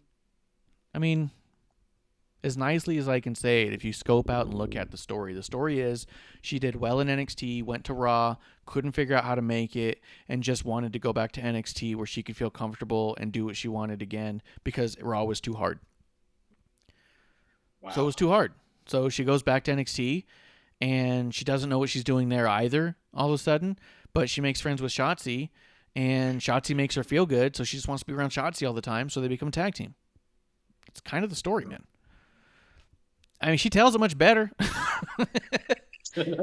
That's kind of the thing. In the chat real quick, Jeremy says, Tamina's promo was awesome. Best promo she's ever had to date. Yeah, easily. Justin, did you get to see it? I did, and I thought it was great. She had that the passion in her with what she was saying, and I loved it. And I love Paul Heyman's reaction to it, how he just looks like he's terrified of it the whole time. I'm like, I think that's legit. He legitimately looks like he's scared to death of her, and I love it. I thought it was amazing. And Kayla was awesome in there too. Kayla at the end of it's like, I don't know what to say, and says like one or two things and says, Paul, what do you think about Tamina? And he just goes, I don't want to talk about Tamina. I don't want to piss her off. I love that. Yeah, it was amazing. He's just like, I'm not answering that question. I'm not going to talk about Tamina. If I say the wrong thing, I don't want to deal with that. I mean, long term, I just think it'd be cool for her to be kind of related to Head of the Table, like in some story arc I'd like, but that's somewhere down the line, I hope. Yeah, I got no problem with that. Can you think of any tag team in that stratosphere that's not just a couple of friends? I'm trying to think of somebody, and I'm not getting one on any of the divisions. Naomi and Lana. They're friends. Yeah. Like literally, they're a tag team because they both dance together on TikTok. That's why they're a team. Dana and Mandy, same thing. They both work out together. Riot Squad. Literally got signed together, became friends in NXT, and that's their whole entire gimmick, and it's all their gimmicks been for a long time. Even when they split them up, their whole gimmick was that they're not in the Riot Squad. Their gimmick went from being the Riot Squad to being we are not in the Riot Squad to, okay, but we're back to the Riot Squad. They had no gimmick in between. It's fucking weird. So I don't know. That's why I'd like to see Natty and Tamina do it, because outside, and even I'll stretch and say Sasha and Bayley are best friends, yes. When they were a tag team, it felt like more than that because they were trying to build the legacy again. It didn't feel like people just wanting to be a tag team and thinking, wouldn't it be fun if we were champions? Sasha and Bayley wanted to change women's wrestling to the point that tag team divisions could be a viable division to have something worth fighting for, like a championship. And I think that came off. And I think that it comes off when the other women don't. And I think that what Natty and Tamina want is to bring a level of legacy and heritage and prestige to those titles that only they can bring. And even on Sasha's documentary, I forget if it was which one it was called, but there's one on the network where Sasha said that at a time. Oh no, it was a Stone Cold's. It was a Broken Skull session. She said, when we lost the belts. It didn't get the notoriety. So she kind of looked down at that period of time when she didn't say it outright, but she kind of did that, hey, they just kind of gave them the belts. Yeah. They gave Ironics. Iconics. Sorry. They gave the Iconics the belts, and she's just pretty much like, well, what did they do with it? Where did it go? And when you think back on that time, it was just a piece of jewelry. There's no match I can think of that was amazing or really told a story. The Iconics immediately made it a joke. I said it when it first happened. I was like, I just hope to God they don't turn it into a joke. And then it was a joke. And I was like, God damn it. That's what I said. You're not listening. I don't know.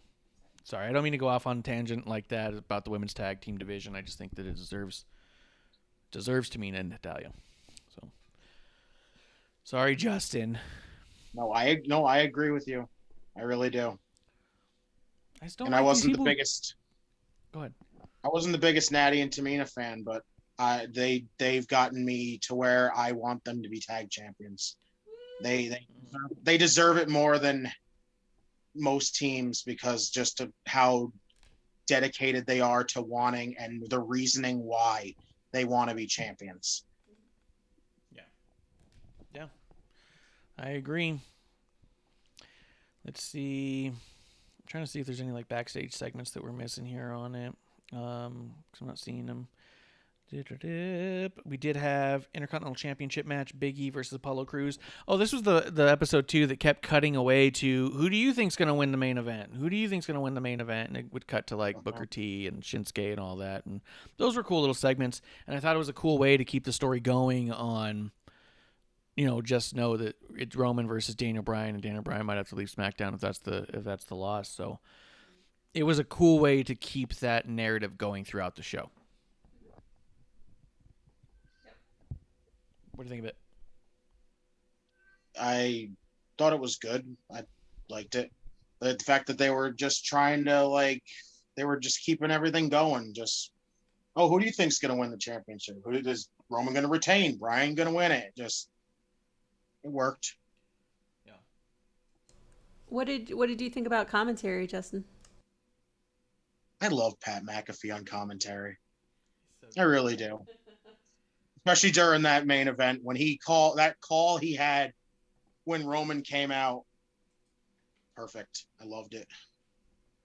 Pat McAfee is great. And like I said, I didn't expect less from him. If he's that good, if he can talk his ass off on his own show, how can he not do commentary? That's all I can think of. And I love his commentary comes off like a sports fan. Mm-hmm. Like beyond a sports commentator, he sounds like a sports fan. He jumps up, he stands there. He'll just stand ringside for a while because he's not even barely watching the monitors. Where all the wrestling people will tell you, watch the monitor. You're recounting what's on the monitor. Pat McAfee's all like, it's right there. I can see it. Get up.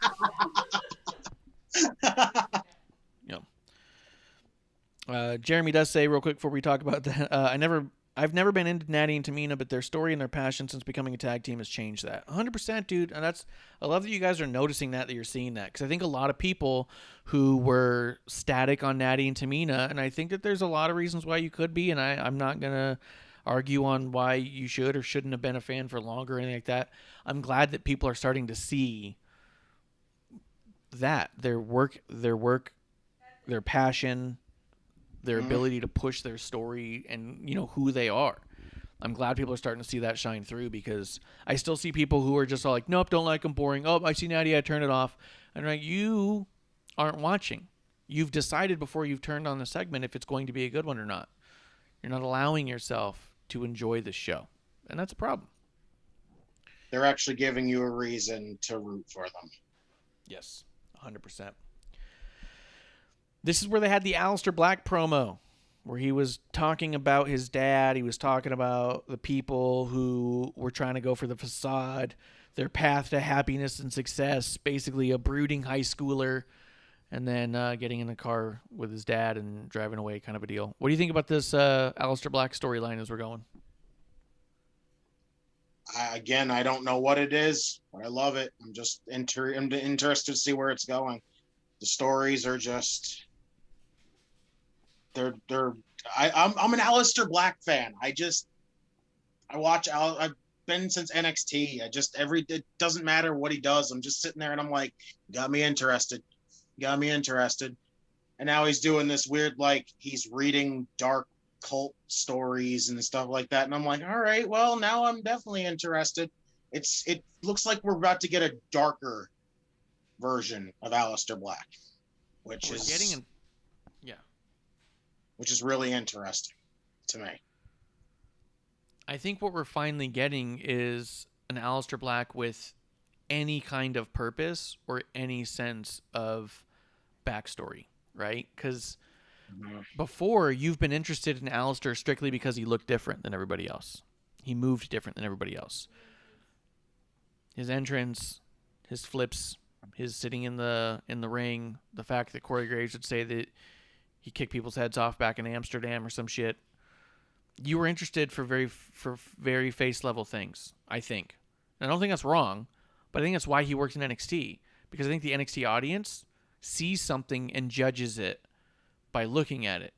Where I think that larger audiences want to know more about it before they're invested. They go, okay, he looks cool, but what? You know what I mean? But why? Aleister Black never came up with any of that in NXT. When he came up to Raw, he had a really hard time. He did that pick a fight with me bullshit, which made no sense in a competitive atmosphere, and we ripped him to shit on the show here. You can go back all the way to episode 1. There's his whole pick a fight with me. Fucking noises bullshit. in the mic. Yeah, it was awful. It was awful and it was stupid. And who the fuck are you? He just showed up and he goes, I'll be sitting here in this fucking closet locked away, pick a fight with me. And everyone else is like, or I'll just go to the ring and fight a champion for their title. See ya. Because it didn't fucking matter. Why would anyone pick a fight with him? You're nobody. You haven't proven anything. What I wanted for Aleister Black when he got to the main roster, I wanted him to take the 24/7 title. Oh, God. And legit sit there and let people come up to him and just fight people for it all the time. I'd be like, that'd be fucking sick. They didn't do it, though. I didn't want him to do it as a comedy thing. I wanted him to do it as a serious, I have this title because it makes people want to fight me all the time. I was like, that would be fucking sick. Yeah, I was not a fan of him sitting in the broom closet thing. I'm just going to sit back here and smell floor cleaner and all this other stuff while you go, and then just while I wait for you to knock on my door. Yeah, go ahead. Yeah, fuck that shit. And why would they? You're nobody. And I don't mean you're nobody in a bad way. I mean you're nobody and you haven't established who you are, because you are somebody that people should want to defeat. But you have to establish that first. You just locked yourself in a closet and everyone just went, okay, that's weird. But now we're getting a really cool backstory with Aleister Black. We're getting personality. We're getting something to him. We're getting something that we can latch onto and say, this actually makes sense. Because there was promos he was cutting somewhere in between all that that just didn't make any fucking sense. He sounded like the Ultimate Warrior, but slow. It's a dated. You know? It's a dated Ultimate Warrior. Oh, God. But I really like what they're doing with him. I love the animation. I know it's weird when you really kind of look at it, because you're like, is there like a fucking animation on a wrestling promo? Like, definitely doesn't make it feel not pre-taped. You know what I mean? But like, they did it with Tian Shaw. And I loved it with Tian Shaw too. Mm-hmm. I was a little bummed they brought her back just because I was like, damn it. I was hoping that she would have been the key to whatever's going on with Aleister Black, and they could just be a fucking badass faction of creepy motherfuckers. Faction. Can you imagine if they all came out with swords? Oh, shit. So fucking cool. Aleister doing the making Drew's stupid entrance where he drops it down into a mud pit look like an idiot. It was all crooked. Yeah. Sometimes doesn't go in at all. No, he pushes it into some sort of sponge or mattress. He comes out literally with, this is the sword that Vince McMahon's letting me borrow. Fucking idiot. Damn it, I was expecting a Drew fucking impersonation here. Yeah. Ugh. Fucking macking for it. But let's see. Okay. Big E had a promo before his match with Apollo Crews, which ended when Big E looked like he was about to win it. It was actually a really good match, I thought, building up to that moment. And then Commander Aziz pulls Big E out, starts beating the shit out of him. Match gets called. Kevin Owens comes running out to beat the shit out of Aziz, but then Sami Zayn comes out and helps beat the shit out of Kevin Owens. And then there was this whole moment where Sammy's got the IC title, and Apollo and Commander Aziz are like, fuck you, dude. And he goes, dude, no, it's chill. Fucking relax. And then ultimately, I believe they gave the Nigerian nail to Sami Zayn too, who just fell over dead. What do you think about all this? I like the dynamic of Owen, Sammy, Apollo, and Big E, and I really like what Commander Aziz is bringing to it. It's all a little bit weird, but I really think it's working right. It's working well for me. It was definitely a smart idea to put him with Apollo. That's for sure. It's working for him. But like Biggie and Apollo, when they fight each other, they have really good chemistry together. It always seemed like the match always goes good, but every time they have a match together, it always ends in some kind of shittery like going on. I don't get it. But Biggie getting his rematch again, it's another one of those situations of I'm the guy who's gonna constantly say it all the time, the no antiquated rematches. So Biggie's getting his rematch there, but I was like, all right, you know what? I get it. He's getting his rematch. And match was good. And then now it just feels like you took Owens and Zayn, who are still going at it since WrestleMania, where Mania should have been the end for them. And now you're keeping that going, and then you just merged the two feuds together and said, okay, IC title, there you go. It's a weird situation, but I think it'll work. I think it is a little weird. I do think that it's a little weird that it's where Sammy's documentary ended, and now he's just obsessed with Kevin Owens again, which I do think is a cool way to go, because it almost was like WrestleMania really kicked off their feud. You know what I mean? Yeah, the show that should have been the end of their feud is kind of what started their feud. Yeah, I get it. Yeah, reignited it for sure. I think that part of the reason why Apollo and Big E are getting very few definitive wins on each other is because I think that that's a method of elevating the talent when you think about it. Instead of constantly saying, yep, Apollo can never beat Big E, you get Apollo up to a level where it's anyone's guess. It's a coin toss. You've brought Apollo up where he seemed like a jobber for a while, and Big E was beating him, and even gets in his face and says, I've beat you several times, you don't deserve another shot. And Apollo, in character, stepped up and got on the level of Big E to where now you don't know if he can win or lose on his own. You don't know. It's anyone's guess. And I think if you have a bunch of definitive wins all the time, it really sets it in to either 50-50 booking, which is just a little more face value, and gets it into more of an interesting conversation of, you know what, we haven't had a lot of definitive wins, but I don't know if I know who could win. You know what I mean? Yeah. It's a play I on think your now that you put Sammy and Kevin Owens in there, it makes it a little more like, oh, now is Kevin going to take it? Is Sammy going to get it back? And what is that going to mean for them, for Apollo and Big E, if they do? Is this rivalry truly about the title, or is it about something more? And you only really find that out when the title gets moved. You know? Yeah, which makes sense. I think that people's problems with Schma's finishes is they misunderstand what it means when you say wins and losses matter. Because it's not actually a ranking system, and it's not actually statistics. They matter in that if you're winning a lot on TV clean, you're a dominant person. If the matches keep getting schmozzed up, then there's chaos around your whole scene, which leads to more matches having to escalate which is a little weird that you get to a point where, I mean, they already got to the point where they had the Nigerian drum match. You've already escalated it. Now you brought it back down to regular matches, and now you're going to re-escalate it again. But by having all the messy finishes, you have a scenario where now you can have some of these gimmick matches and stuff. Where you bring in the importance of a Hell in a Cell, or the importance of a cage or a kendo stick or something, you know? It just adds to the fire. I wouldn't be against them in Hell in a Cell, that's for sure. Yeah, that wouldn't bother me one bit. Absolutely. And I do think that Owens and Zayn being like a peripheral part of this story, because they seem to be revolving. Like KO has an issue with Commander Aziz, doesn't even have an issue with Biggie or Apollo. and Sammy just has a fucking. He's got a vendetta against KO again, and that's just it. I don't think Kevin Owens and Sami Zayn will ever be done with each other. And in my mind, the perfect ending is for them to retire each other in some sort of dual retirement match deal. Yeah.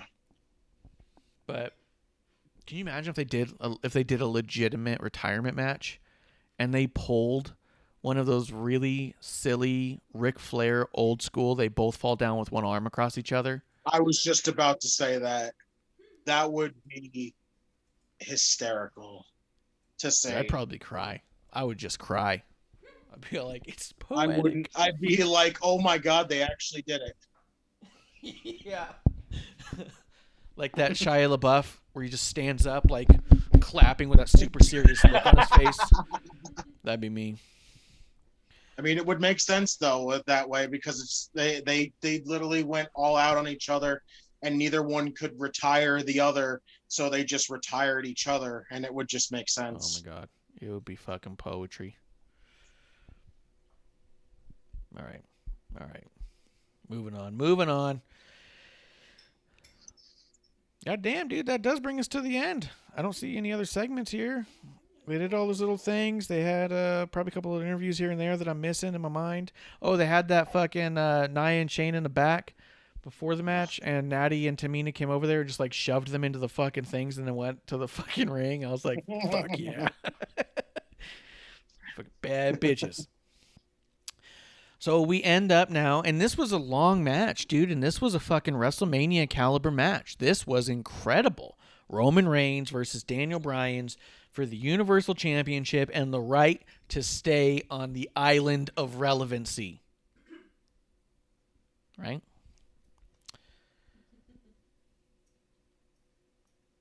Acknowledged. What'd you think of all this? Do we start with the new music? My Hell God. yeah, you can start with the new music. It surprised the hell out of me, and I loved it. As soon as I was scrolling through Twitter while I was waiting, because when Bryan came out, I was like, all right, we're probably going to a commercial. So I started scrolling through Twitter just to see what the fuck was going on. But they didn't go to a commercial, and all of a sudden I heard the freaking like opera beginning, and I'm like, I just kind of slow looked up at the screen, and I just waited a few seconds, and then it kicked in, and I'm like, oh my God, he got new music. Yeah. I was just like, oh my God, he got, and I just kept saying it over and over, and I was like, oh my God, they finally did it. I couldn't stop. It just surprised the hell out of me. I'm like, damn. I really wish it was at WrestleMania though, where they had done it. It would have been the perfect timing just to see how that crowd would have reacted with that music playing, of him just coming out, the I don't give no fucks, fucking just emotionless stare on his face, that music playing, the crowd booing him. It would have been great, but it was a good way to debut it anyway. Even if it wasn't at WrestleMania, it was still good. Part of me thinks that they may have not done it at Mania because people probably would have cheered. Damn. Think about it. I mean, I would have. If I was there the day that they announced, the day someone comes out with new music, I'm losing my shit. Oh. So it may have. Pat McAfee's call too. What was his call? No, that was great. What did he say? He came as he was coming out. He's like, flanked by Paul Heyman. He's like, this is the man who's put 15 extra pounds of muscle since he was like 3 years old to be bred to be the head of the table of the WWE. And I'm like, Pat, you can stop with the fucking epic calls here, because I'm not ready for these. Yeah. Yeah, But I can't wait for was it to be part of the video package. It was so good. I was like, my God, Pat McAfee, you could just put him on commentary by himself. I'd be fine. I think sometimes Michael Cole thinks that Pat McAfee thinks he's by himself. Yeah, he's amazing. He's just absolutely amazing at that. And yeah, I loved the music itself. I really did. But I also felt like it made the weird graphic with him doing the woo-ah in a t-shirt and the Roman Empire logo behind him stand out that much more. Those gotta go. I don't know what you do to replace the Roman figure. I almost wonder if you just do something sort of like the Usos where it's all the tribal stuff because he's the head of the table. I was thinking it'd be dope if they just made a huge AI of just a big table and he's sitting on one side of it. That would be awesome, actually. I would love to see that. Just him in a chair at the end of the table, just arms crossed, just sitting there at the table. I'd be fine with that. Yeah. You could even have him just sitting there with since he has the no shirt, you could just have him sitting there with the lei around his neck. Yeah. That'd be dope. But Roman Empire's got to go. That's got to say head of the table or something. What already says head of the table behind him, right? Yeah, it has the head of the table and that, like, the little section down at the bottom. Yeah. There. So it's got to say something like tribal chief. Yeah. Not Roman Empire with a fist. Yeah. You didn't even do that shit. You guys relax. So I think that's got to go. But yeah, you know what else they do? And I kind of forget about it from time to time. But then when I see it, I can't stop seeing it throughout the whole match. They do something different with Roman's matches than anybody else's matches. And that's all the lights up at the stage are glowing yellow and pointing up towards the sky at an angle. So it's just this golden shimmer across the sky around the whole arena while Roman's wrestling. They don't do that with anybody else. And I think it's one of those just fine-tuned touches that WWE Productions puts on. It sounds like it's the pure definition of everything he touches turns to gold thing, as everyone keeps saying. Oh, yeah. That's why he's got that gold glove, dude. The one gold If the glove. Universal title was gold. I saw some people speculate about the idea of what it would look like with a gold strap. I like it. I did too. So. It looked really good. Yeah. What did you think of the match overall? I thought this match was fucking amazing, dude. And it was amazing. Excellent. It was on TV. And it wasn't a big pay-per-view thing. It just was what it was. And it was... This wasn't Roman having an easy time with Daniel Bryan. This was This was the match I think that we've all always wanted from the two of them. And never quite got. This was like the masterpiece the two of them could put on. I don't know if these two could put on a better match than what they did. You know, they have unbelievable chemistry together. Since their Fastlane match, they've been the two of them together they're just great. And then this whole feud, it just gets better and better every time. I agree.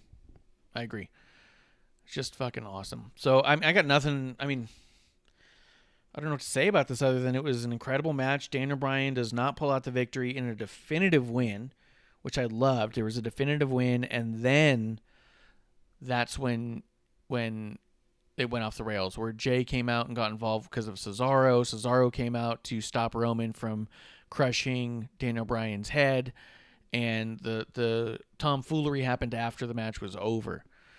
And it was a concerto, and I don't think that was an accident. I think that was a message. I think we're getting back to some one-on-one Roman and Edge stuff. And I think all that goes back to, I think that this was a little bit of one of those instances where WrestleMania was another launching point. We'd mentioned it even here, I believe it was on episode 1, that with doing a triple threat of Daniel Bryan, Edge, and Roman means that you leave WrestleMania with Roman, Daniel Bryan, and Edge, and any collection of those matches leading forward into SummerSlam. I think the bummer is that we got Daniel Bryan so early. But I think that, like we said, going into Mania, sometimes I think you do the match because you can fucking do the match. And when is there ever going to be a time before or since that we could have gotten to a place of doing Daniel Bryan, Edge, and Roman and have it actually make sense, but be able to get them to do it? You know? Yeah, I just don't know where Bryan goes from here at all.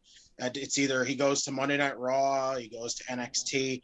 I know there was a fucking report that I read where supposedly Bryan was in discussion to try to still be signed to WWE but work with other companies at the same time. And I'm just like, I don't see Vince or anyone there allowing him to go anywhere else like that. It's either he's gonna end up on Raw, or he's gonna go down to NXT and have some freaking dream matches for everybody, and there you go. I mean, I do think that NXT has a real indie feel to me, but I think there's a couple things about Daniel Bryan, right? So when Daniel Bryan first got re-signed to WWE as the American Dragon after he left NXT, yeah, and he was that surprise comeback at SummerSlam, because they had surprised him and called him with the thing, he was like, well, the problem is with me signing and coming back for that is I have all these indie dates that I'd booked out months out. And the deal they had was that he would come back and do all their TV stuff, but he not only could, but should, and do whatever he can to make all those dates. So there was times he was doing like 2 or 3 shows in a week outside of what he was doing for WWE, just doing a bunch of indie stuff. So I do think there's a little poetry there too with the idea of Daniel Bryan saying, can we go back to that schedule, because some of that was pretty fucking cool. I also think Daniel Bryan's a lunatic. He's a crazy person who wants to have every wrestling match that's possible to have. He's that genius and passionate about it that I don't think that he sees someone who has a style that people may or may not like, and all he sees is, that's a match I haven't had. You know what I mean? So yeah. I think that it's absolutely in the realm that because he's made all the money, because he's made all the moments, because he's solidified himself in the zeitgeist of WWE and the Hall of Fame career, if you don't give him that contract that allows him to flurry about, but with a little bit of reins on it, then you risk just flat out losing him. He just won't resign, you know? And I don't know if he's the type of name you don't want associated with your company. I think Daniel Bryan's the type of name you always want associated with your company. So I think that maybe you find a middle ground. Maybe you're like, hey, you don't do TV spots. You don't do this show. You can't do this one, but you do these, you do that. You know what I mean? Like, I think maybe there's a possibility where they can both be happy.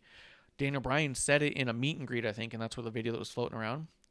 Someone asked him about what's next, and he said something along the lines of he really wanted to, or they asked him something along the lines of who he respected outside of WWE, and he was just fucking going on. And he was saying that he wanted to wrestle this guy in this small promotion in Mexico. He wanted to wrestle this guy over in Japan. He wanted to wrestle in Kenny Omega and all this stuff. So it's like, if you don't give him the opportunity to do those things with your company, he's going to just wait till he's done with the company and go do those things. Maybe you find a middle ground. Hey, you can do Kenny versus Daniel Bryan, but it's going to be at one of the AEW house shows. You know what I mean? Maybe you're not allowed to do it on a pay-per-view. And I think if you're AEW, you do everything you can to get it on a pay-per-view. Maybe they say you can do it, but it's got to be in an Impact ring. I don't know. Maybe that there's a way where they can both be happy. But he said he's trying to weasel himself into a contract with WWE that allows him to work other companies. It almost gives me Jericho vibes then if that happens, because I'm pretty sure wasn't Jericho still signed with WWE the first time he went to Japan? So, and he got permission from Vince to go there and do that. So I'm pretty sure if Bryan can work something out, it could happen. We could see him go to other places like that, as long as he gets the permission. Yeah, I think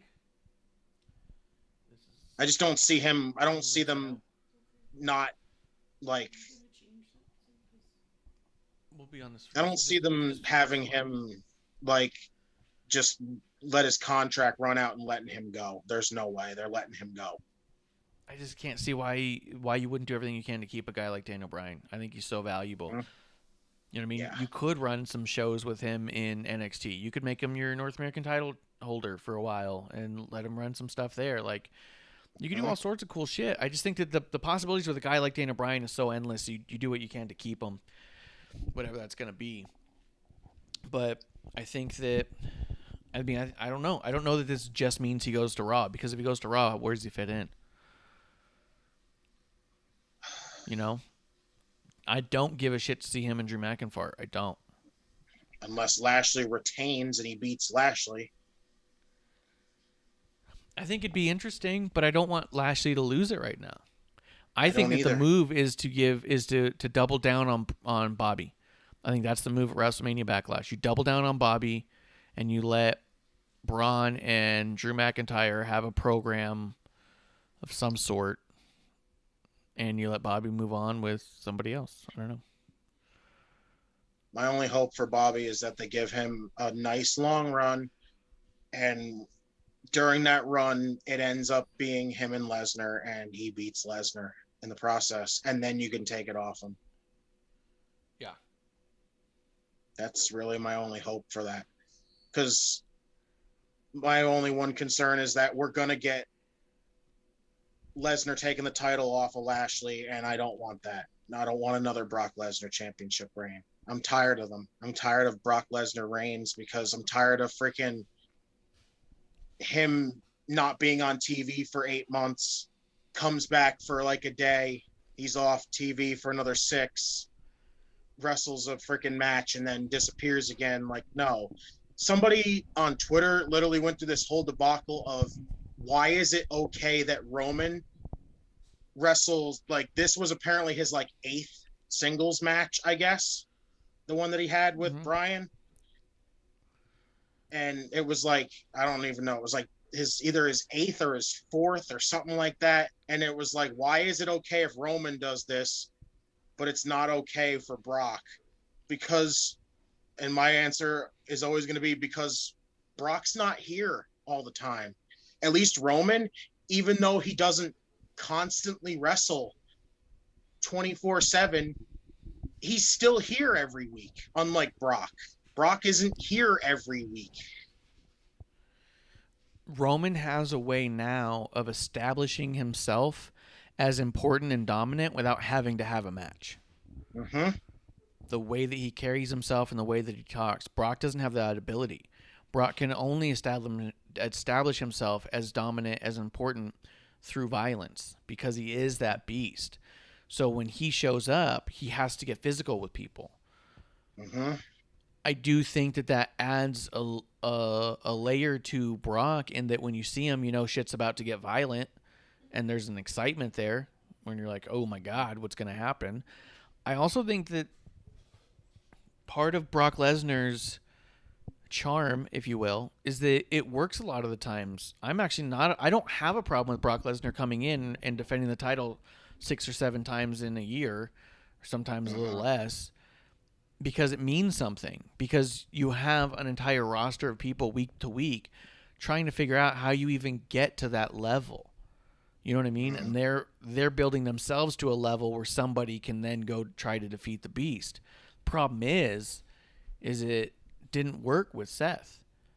When Seth won, it was supposed to make him, and it didn't. When Drew won, it was supposed to make him, and it sort of did because there was no crowd. But I'll be honest, I don't think a crowd would completely love the idea. I'm starting to see people to get on the train here. So let's do this. Let's move on to Raw and say your final piece about Roman and Daniel Bryan. What do you think? Anything else that you wanted to say about where Daniel Bryan goes from here? No, I don't know where it is, but I'm looking forward to wherever he ends up. And do you think that Edge comes back in a bit and does something with Roman? Unless he's his WrestleMania Backlash opponent. That was my one thought, was sometime in the next like week or so, Edge is going to come back. I don't see them just jumping to Cesaro. If they were willing to, hold off Cesaro to go with Daniel Bryan, it wouldn't surprise me if Edge comes back and they put Edge and Roman at WrestleMania Backlash. I could see that, and then getting to SummerSlam where it's Cesaro and Roman, and really build Cesaro as important over the next couple of weeks here. Keep having shit get in his way. Now Edge has jumped the line too. You know what I mean? Mm-hmm. Good guy Cesaro just keeps letting it happen, and then eventually it gets to a point where it's all like, no, I'm fucking tired of this. I am the opportunity. No, let's not even go there yet. So, I agree with you. I do think that we get to Edge Roman next, I think. And I'm really excited to see what happens either way, to be honest. I just want more Daniel Bryan, and I don't know where he goes from here that makes sense. But the thing with Daniel Bryan is nothing about him leaves anything off the table. Mm-hmm.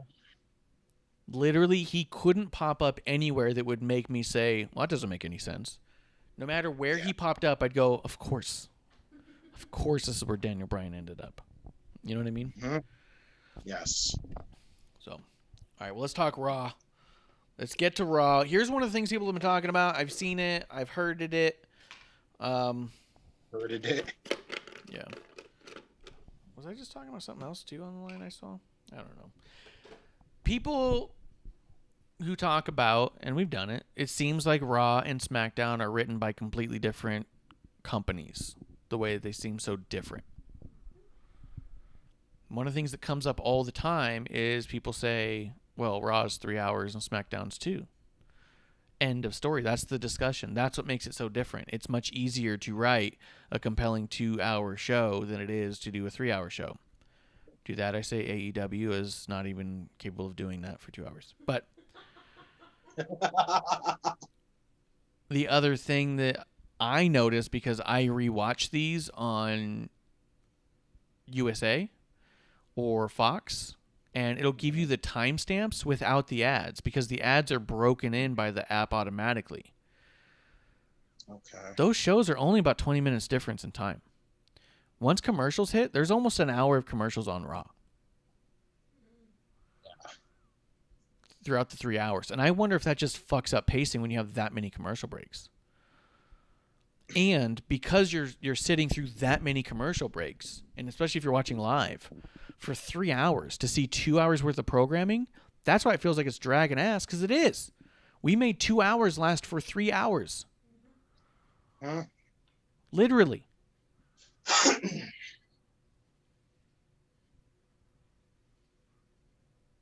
Are you still there? Yeah. What do you think? I mean, yeah, the show, it just feels like it's dragging half the time because of all the fucking commercials. Now, I also agree. There's something about the stories and the characters that seem a little bit more flat than SmackDown. I think that part of that is, like I said, the subtlety that I think a lot of the wrestlers bring to it. I don't know if you've been listening to any of my episode 1s lately, but I've been saying that I think we are too lenient when we say consistently as a fandom, well, it's not the fault of the wrestler. I think sometimes it is the fault of the wrestler. And I think that what sets SmackDown apart, what makes it truly different, are the wrestlers. They're bringing a level of passion and subtlety that is not on Raw. Yeah. Yeah. Thank you, Bailey. The way that they act with their eyes, with their little movements, the way that Seth the other week was standing off to the side, barely in camera frame, but knew he was in camera frame, so he responded to every line that every single person said around him, one way or another. You don't see that shit on Raw. You see people just stand there with the head down and wait, and then they do their shit. You saw it in the opening segment with Drew McIntyre. You know what I mean? Like, I think we're too lenient when we say, oh, no, the wrestlers just do their best, and the writers are always in their way. And I also think that it's bullshit when we say the problem is the wrestlers are scripted. I don't believe that's the problem. I think the problem is the wrestlers have to be scripted. There's not enough people there who can do it without a script. Because there's a number of wrestlers who've talked about on their podcast how they're not scripted. They're never scripted because they're trusted to cut a promo.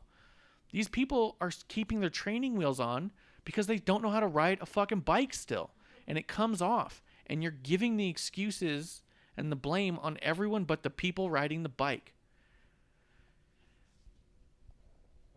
I want Raw to step up. It does. Something needs to be done because it's so repetitive. Raw just is so repetitive. It doesn't, nothing feels different It always feels the same. Yeah. And it doesn't help that it's a 3-hour show that uses an hour's worth of commercials to drag it on. So if you guys are already not bringing that, I think you could turn SmackDown into a 3-hour show and no one would notice because the wrestlers are bringing all the stuff. But Bruce had something she wants to say.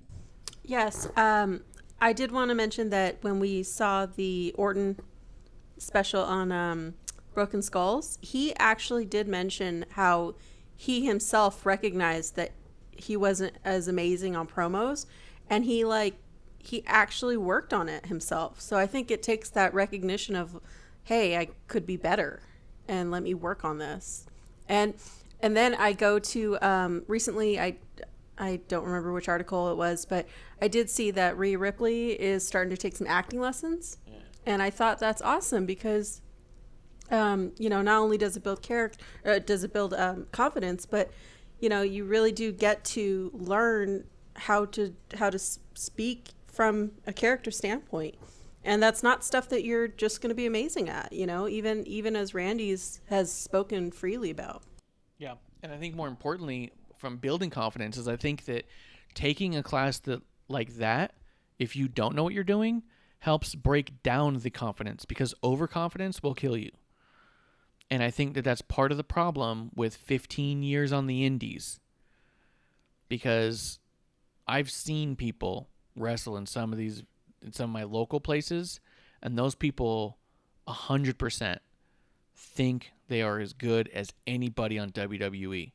And they are trash.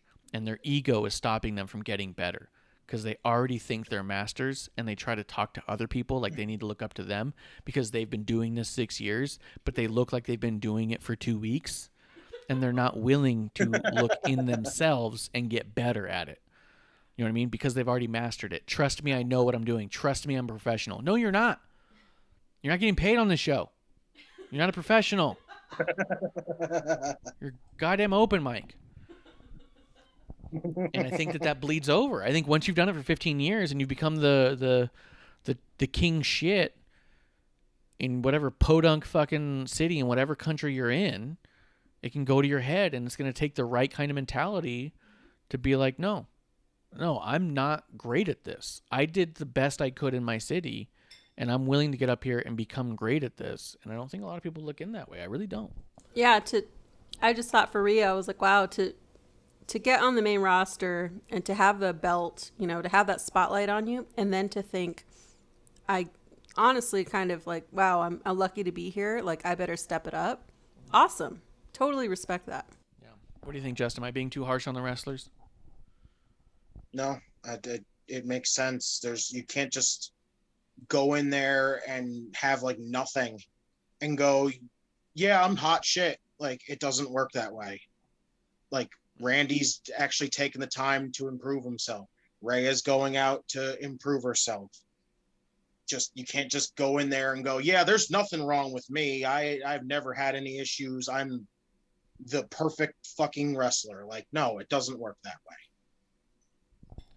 It is not an accident that people keep saying it feels like Randy Orton is doing the best work of his career right now.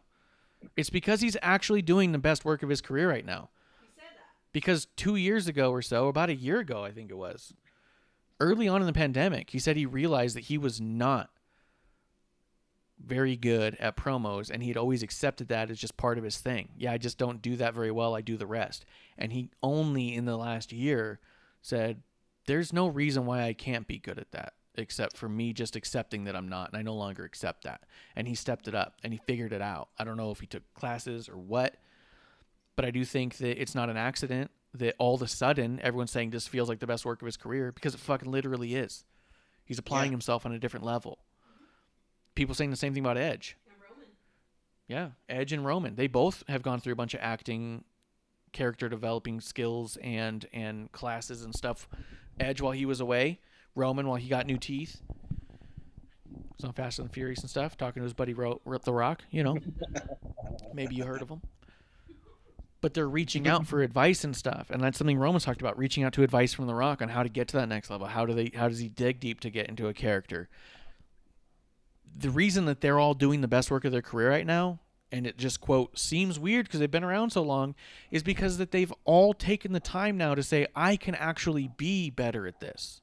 But it's going to take applying myself. And a lot of wrestlers for years just say, I'm already here because I'm so good. Just do what got you to the dance. I'm perfect. And you're just good enough. But you can be better. You know? Yes. And I'm not reading Drew's fucking book. Drew's got the fucking book. I'm not reading it.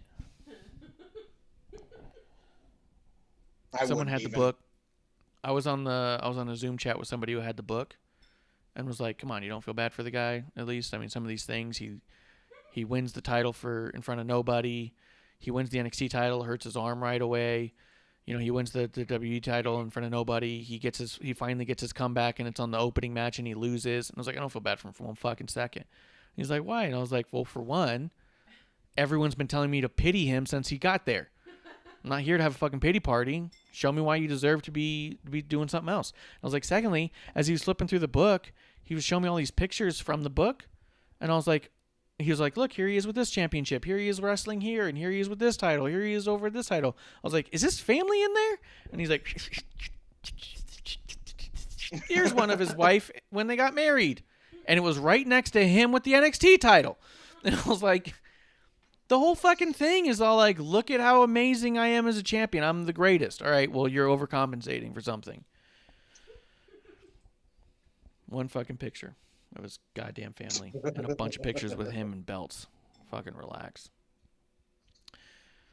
So it does open up. I mean, that's all I'm saying is that I've heard a lot of that discussion happening lately. It's not their fault. It's not their fault. And I was like, when is it their fault? Because we've been saying for a long time it's not their fault, and they're not getting better. The writers keep changing, and they're the same suck. You know? I will say that even when legends point something out about someone on the main roster, they just get attacked by all their fans. And it's like, well, are they ever allowed to give any critique? I mean, is anyone? Jeez. Nope, critiquing is bullying. No, wrestlers cannot take any sort of critique anymore. They are so... It's either their way or the highway, and that's it. It's weird, man. It's weird, and it takes a long time before they suddenly get fucking humbled and start doing RKO stuff, or they get fucking forgotten in the mix of it all. Then you get fucking podcasts with Conrad saying, whatever happened to this guy? Why didn't it work out? And then fucking Bruce just goes, I don't know, I guess he didn't have it. I think what it is that drive to be the best and to be willing to sacrifice. Did you see the Stone Cold A&E biography, Justin? Yes. Goddamn, did you cry like a little bitch? Did you cry? No. You fucking cried. I enjoyed that. That was... No, I'm serious. No. I had to. It's all right.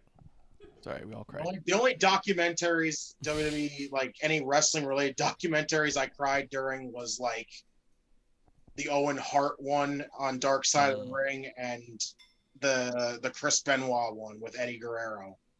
Yeah. The Pillman one's supposed to be pretty amazing. That's just come out too. It's supposed to be the conversations with his son. It's supposed to be pretty tugging on the heartstrings too. But what I was noticing about Stone Cold in that, and Paul even talked about it, the amount of sacrifice that happened. Stone Cold talking about the distance that was built between him and his daughters. And it really feels like it's another one of those examples where people are all like, the WWE doesn't know how to make stars. The WWE would never make a star bigger than the business again. They did it with The Rock. They did it with Stone Cold. They did it with John Cena. They did it with Roman. They did it with Becky. They'll never do it again. I think the reason is not that they aren't willing to. It's what it takes to. I think it's a sacrifice a lot of people are not willing to take.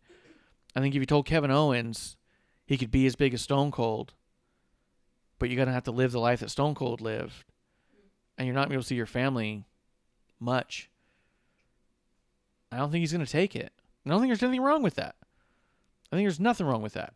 But I think the sacrifices that it takes for Stone Cold or Cena I mean, Rock only did it for what, 6 or 7 years? It was like 6 years. That was Rock's entire wrestling career was 6 years long. Because he couldn't sacrifice anymore. And wasn't that how long was Becky like in between wrestling when she was studying acting and being a waitress and being a flight attendant? Like, you know, there was like a 5 or 6 period. years where she was away. Yeah, there was a period of, you know, self-doubt and just how am I gonna live on this? And that self-doubt brings something to the table. Brings a spark. And I don't know. And the thing is the Rock and Stone Cold were shake and bake, dude. They had each other to feed off of. They both were willing to make those sacrifices to be that big, to be the tide for each other. Becky didn't have that on her level. So when she was on that level and doing that and sacrificing, and it got to the point where she's looking at the sea of people being like, there's a lot of potential here, but there's no fucking shake and bake. There's no number 2. And then the opportunity to have a family comes up. It's kind of now or never. It's either you just say, I guess I'm not going to be having a family for quite some time and be the number 1 forever. Or you say, maybe it's okay, I step away for a bit and do this because there's no number 2. Maybe it'll give them the opportunity to build a new number 1. The opportunity. The opportunity. So I don't know. I don't know. But I do think that I think a lot of these people have overconfidence. They don't have the willingness to sacrifice on the level those people did. And they think that if they just act like them when they're there, that's enough. And I don't think that it is. I think there's a reason that they're set apart. I really do. Am I way off? Am I being a dick, Justin? Am I just on one tonight? No, it makes sense, like, completely. It's just there's a time when people know when to, like, step away, time for, like, people that know when it's time to start building people up. It's just how it is. It's not anything, not everyone's gonna get that freaking rub, and that's just how it is. Let's go through Raw. We're not going to talk about every single segment, I don't think. At least not all the way. But it did open up with one of those little segments that was all like, earlier today, because they had announced on their email and stuff, they're all like, Bobby Lashley is either going to go up against Braun Strowman or Drew McIntyre. And then they're all like, hours ago. And I was like, why didn't you just fucking announce the match when you knew it then? Like, what the fuck? It was just weird to me. So it said earlier today, and it was MVP and Adam Pearce are there, and like, we're going to just flip a goddamn coin. And I was like, great. This is an awesome way to make a decision. I'm glad we waited to be on live TV to show what you guys did at noon when it was the fucking coin flip. You could have just tweeted about it. It's like that's like if they just stuck Braun and freaking Drew's name in a hat. Those 2 names in a hat, and we're like, here you go, we're going to pick one. Yeah, they literally could have pin the tail on the donkey and had 2 sides. One was Braun and one was fucking Drew. So MVP looks at the quarter because he's all like, I just want to check and make sure it's real. And then Drew comes walking in. Oh, what's he looking at the quarter? Oh, you got to look at the coin. Look at the coin. Look at the coin. You're like, what are you, fucking stupid? Yes, he's looking at the coin. Relax. Like, what was the point of that? Why did you say that? You don't look like a tough guy. Pointing out the obvious. What are you wearing, a shirt too? Yes. Everyone here's wearing a shirt, Drew. Except for him, probably. Yeah, except for you. Oh, what are you guys standing here talking? Looks like you're talking. It does. Yeah. Thanks, Drew. Drew has the worst timing of trying to get aggressive when he talks. It's so fucking weird. I think the overconfidence is probably what they're sold on. Yes, I think Drew is 100% the victim of his own self. I think that we're starting to see people say online, Drew's seeming a bit heelish to other people. And I was like, yes! He's been a fucking heel all year, dude. The whole time. Yeah, we have never shied away from talking about how Drew and his heel antics. I mean, come on, he wrote a book about being champion. That's heel enough. I preferred when they actually had him as a heel and he didn't say much. I thought he was much more menacing. Yes. And even that he took to a whole fucking weird thing. Like, we're going to call you a Terminator. Oh, I guess I'm half robot. No, we didn't say that, Drew. Whatever you say is going to be taken literally. Yeah. He just thinks it's all literal. Yeah. Drew, why are you walking like that? Well, because I'm a robot, right? No, you're not a robot. You're a Terminator. Yeah, and the Terminator's like half robot, so I got to move like a robot. No, you don't, Drew. What's going to make you stop? Well, I guess if I'm not a robot. Okay, so stop calling him a Terminator, guys. Just stop. He's going to move like a robot if we don't. He's still running like one. Yeah. It's fucking ridiculous. And he still runs like a fucking Asimo, those little Honda Asimo robots that are supposed to walk like people, but they really don't. That's how fucking Drew runs. Oh my God. I mean, he even said it. He said that he hated the Scottish psychopath moniker. And when people said why, and he goes, because it couldn't actually be like a psychopath. I'm not gonna actually like murder someone, hit him with an axe. And I was like, you take everything too literal, dude. You just have to be crazy in the ring and violent. Like, what do you fuck? What is the matter with you, dude? I just wanted him to be like a crazy badass Boondock Saints dude with the trench coat. Doesn't say much, but he'll whoop some ass. Like, that's all I wanted. Dolph Ziggler did all the best promos of all of Drew's career. When he would say things all like, he's crazy, and he would just look at him like, and like Drew would just kind of stand there and he would like laugh. He goes, look at him. I don't know what he's gonna do. He's a psycho. Loved it. That's all you got to do, man. Just be menacing and crazy looking and be violent in the ring. You don't actually have to murder people on live TV to be considered a psychopath. You moron. All right, well, stop before people think you're bullying. I'm not bullying him. He takes everything literal. It's just speaking truths. Yeah. He's the type of dude who'd walk up to you with like a pair of pants and said, I thought, I just looking out for you, man. You're like, what are you talking about? And he's like, well, I scared you earlier and you said to shit your pants and I brought you a change of pants here for you. He's like, no, I didn't actually shit my pants, Drew. What do you mean? You said you shit your pants and everything. Yeah, but I didn't shit myself, but you said it. Yes. So then you must have shit your pants. Maybe that's why everyone talks so well about him. Maybe everyone just feels so sorry for him. Yeah, maybe he just doesn't connect at all. He just takes everything super literal. Like that fucking Batista character in Galaxy of the Guardian. What are you saying? He's half tree. Took everything literally. What are you talking about? No, why is the producer being this way? All right. I am Groot. So, yeah, I am Groot. I am Drew.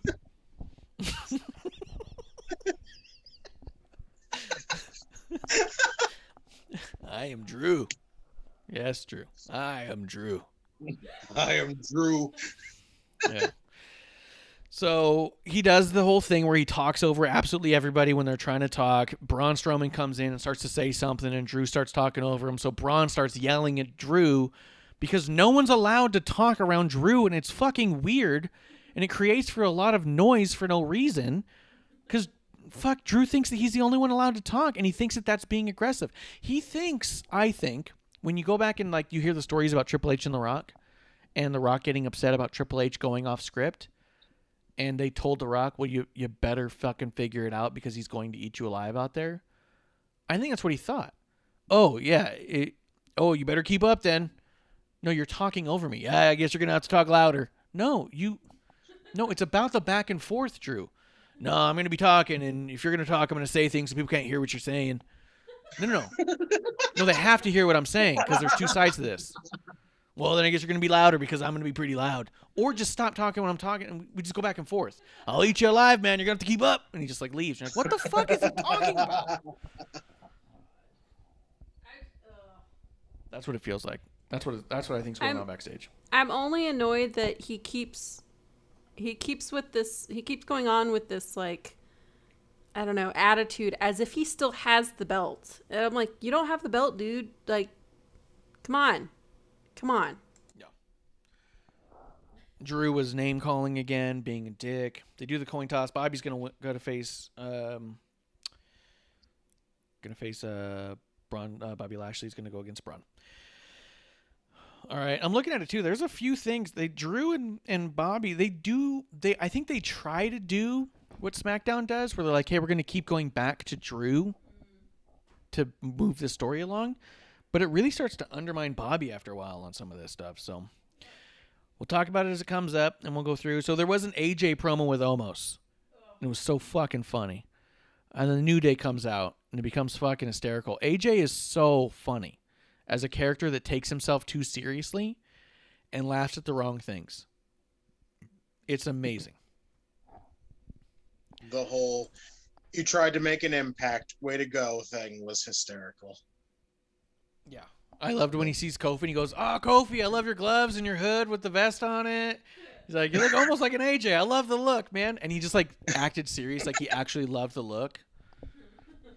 Like it didn't even come off like he was making fun of him for dressing like me. It's not like, "Oh, you're dressing like me, Dad, dude. What's up?" He was just like, "I love it.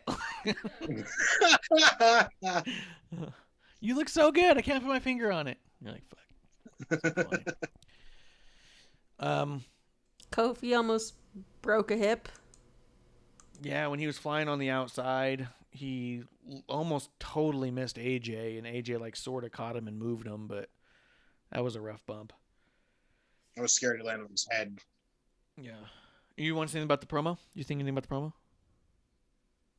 No, it was what it was. It was a New Day, fucking everything, every time promo, but it was pretty fucking funny, actually. And I'm not crazy about New Day because of the fucking childish antics every time, but sometimes they get me to chuckle. Yeah, and I think that sometimes it's who they're with. I think that there's certain people they get paired up with where they feed off of anybody they're with, and they feed off that person's energy. So if they're around Riddle, they're going to be a different level of stupid, but they're going to be feeding off that stupid energy because that's kind of the way that Riddle's being portrayed. I'm a dummy. And they're like, well, we could be dummies too. It's like, or you could be the straight guy. No, we're dummies too. And you're like, dude, with Miz and Morrison, it's all like, hey, we can all be SpongeBob. And it's like, no, fuck, God damn it. Fucking Miz and Morrison are just cringeworthy at this point. Yeah, they're absolutely garbage. And the New Day feeds off of them and goes, oh, you guys scream correct, so we're going to scream incorrect really loud. So that way it's like funny because it's like we're making fun of you, but we're being more obnoxious than you. And I'm like, I think it's 100% who they're with. And I think that AJ and New Day have magic together. And Almost was so good cutting in his stuff and being a totally serious guy and all of that. And AJ just smiling at him and looking, he's like, look, this guy's crazy. He's huge. Like he talks, just so you know. Yeah. Oh my God. AJ is he's maybe one of the best ever, right? Phenomenal for a reason. Yeah. I had a note here before we went to commercial that Adnan can't cut to commercial. Before we were having an issue where he would talk so much that he would be cut off by commercials. Now he talks so little that there's dead air before commercials. Yeah, that was really awkward. He was like, well, we're going to have this match after the commercial. And then all of a sudden it didn't go to a commercial. And I'm like, did somebody fuck up? Yeah, and then the graphic came back and he goes, well, like I said, the match is up next. And then it went dead again. And then it goes back to them in the ring. And then he's all like, after this. And you're like, who's messing up? Because all I hear is him. Well, these are, training wheels. So maybe they just let him go and they didn't say anything in his ear. They were like, all right, let's see if he can catch it. I wonder if they counted him down and they just didn't cut or something, or they had 10 extra seconds. I don't know. It was just really weird. Corey's not putting up with any Adnan shit anymore. When Adnan says something stupid. Anymore. Yeah. Now when Adnan says something stupid, Corey's immediately like, that was the stupidest thing you said, Adnan. Like, it's coming up so crazy. I'm like, Jesus. What? Training wheels are off. Hey, man, you've had 2 weeks. This is go time. This is the show, man. You're on it. Welcome to the Thunderdome. Look at last week when Strowman did the freaking Strom Express and he screamed, we're going to need a fucking bigger boat. And then Corey Graves literally called him out on it. He's like, do you not know the difference between a train and a boat? Yeah. I was like, wow. Because Adnan, and he said it this time too, is like, we're going off the rails, trying to talk about a train off the rails. So he says, we're going off the rails. And then as he starts running, he goes, we're going to need a bigger boat. And then Corey just goes, what kind of boat needs rails? Like, you're like, well, the submarine ride at Disneyland did for a while. But Corey's like, you can't just make no sense, dude.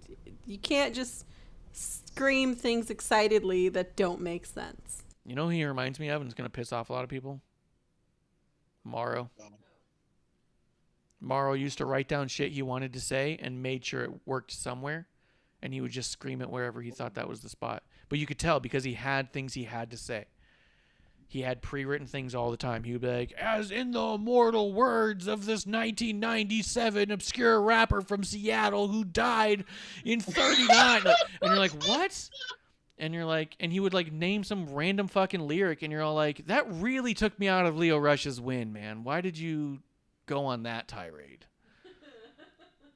So Adnan, I think, is writing his own jokes and stuff too, and he goes, oh, and then when this happens, I'll scream this thing.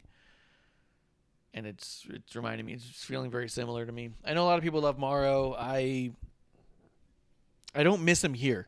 I love him for UFC and boxing, and every time I hear him on one of those, I'm like, this guy's perfect here. But I do think that I thought he was a bit much in my wrestling world personally. So, yeah, Adnan screaming, we're going to need a bigger boat, definitely felt like he wrote that down for something. He wrote that one down. You know, and then when he hears that from Corey, he just does one of these, like, looks over at Corey and hears that and just goes, oh, and just crosses it off real quick. Like, take that one out. Take that one out. Were you going to say, I'm going to jump back to Pat McAfee. You know who he reminds me of when he does commentary? Huh. He reminds me of nowadays Matt Stryker. To me, that's the kind of vibe he gives me when he does commentary. He gives me nowadays Matt Stryker, not original like Matt Stryker on commentary. Like he gives me like Lucha Underground, and when he calls AAA, like, and even now with Impact, I get that kind of Matt Stryker with Pat McAfee. Well, Matt Stryker sounds a lot like Everyman, you know, and that's what makes him so good. He sounds like a smart dude, but just like a dude, man. And Pat McAfee is 100% just that dude. He's the dude in class where you're like, that guy's probably an asshole jock. And then you find out he's just this dude who's accidentally the best at everything he does. And how do you manage that? You know what I mean? If you ever saw like, hey, did you ever want to try like origami? He goes, all I could make was this pirate ship. You're like, what? How did you fold that? You know? He's just accidentally perfect at everything he tries. Let's see. AJ and Omos versus New Day. Really good match. My favorite part of the match was AJ just on the outside of the ring jumping up and down. Just being excited and stuff. And getting on he would stand on the bottom rope and just like spring himself around and shit. And you're like, dude, is he just not in very many tag matches and he's just eating this shit up like a kid? Like... It's like Randy Orton back in the day doing the toe touch. Yes. He just did it for 100%. The fuck of it. Yeah. Here's my issue with this match, and then we'll talk about it. While he's jumping around on the outside, he's got 1 foot on a turnbuckle and 1 foot on the bottom rope. He puts his hand up, almost comes over, high five, and the ref goes, tag! Except that's not a legal tag. And AJ goes, no, I didn't tag. I did a high five. And he goes, that's a tag. And AJ went, that's not a tag. I didn't tag him. We did a high five. And he goes, that's a tag. You're in. Almost get out. And I was like, God damn it. I hate when the ref is that wrong. He's just wrong. The legal rules to a legal tag is both feet have to be on the mat. To have a legal tag, both feet need to be on the mat. And your hand has to be over the top rope. And it's meant to be a hand-to-hand contact and not a back slap or anything like that, but that's gone a little bit wayward, and I understand that. But however, it's still a tag over the top rope with both feet on the ground, and you're holding the tag rope. He wasn't holding the tag rope. He had one hand on the fucking rope, 1 foot on a turnbuckle, 1 foot on another rope, and he high-fived a motherfucker. Yeah, I was about to ask, was he holding the tag rope? I didn't see him holding the tag rope when I look back on it. He may have been sly about it, but it definitely wasn't a legal tag. Ref was an idiot. It bothers me. It's that fucking ref who fucks up a bunch. He's the one guy there who I just don't think he's ever learned the rules. He's also the guy that messed up the Becky Lynch win at Mania, famously. Oh God. Yeah, he's got very manicured eyebrows. He does. Yeah. It's true. They all call him Spider. I don't know why. And What? I mess up his name all the time, but I know him as Spider because that's what all the refs call him online, and I never actually got to learn his actual name. But yeah, the fact he didn't know the rule, I was like, what the fuck, man? I hate when the wrestlers are right and the ref is wrong. And it goes, oh, my bad, I didn't know that rule. What? Oh my God. Yeah. It's I was literally your about to say job. you're a ref. Yeah. The other part I really liked was AJ doing a phenomenal forearm off of the top of Omos. I love that AJ just leans into how small he looks next to Omos. I fucking love it. But anything else you want to say about that? No, I loved it. AJ being the small guy with the fucking skyscraper is hysterical. I love it. Yeah. It's so good. It works so well.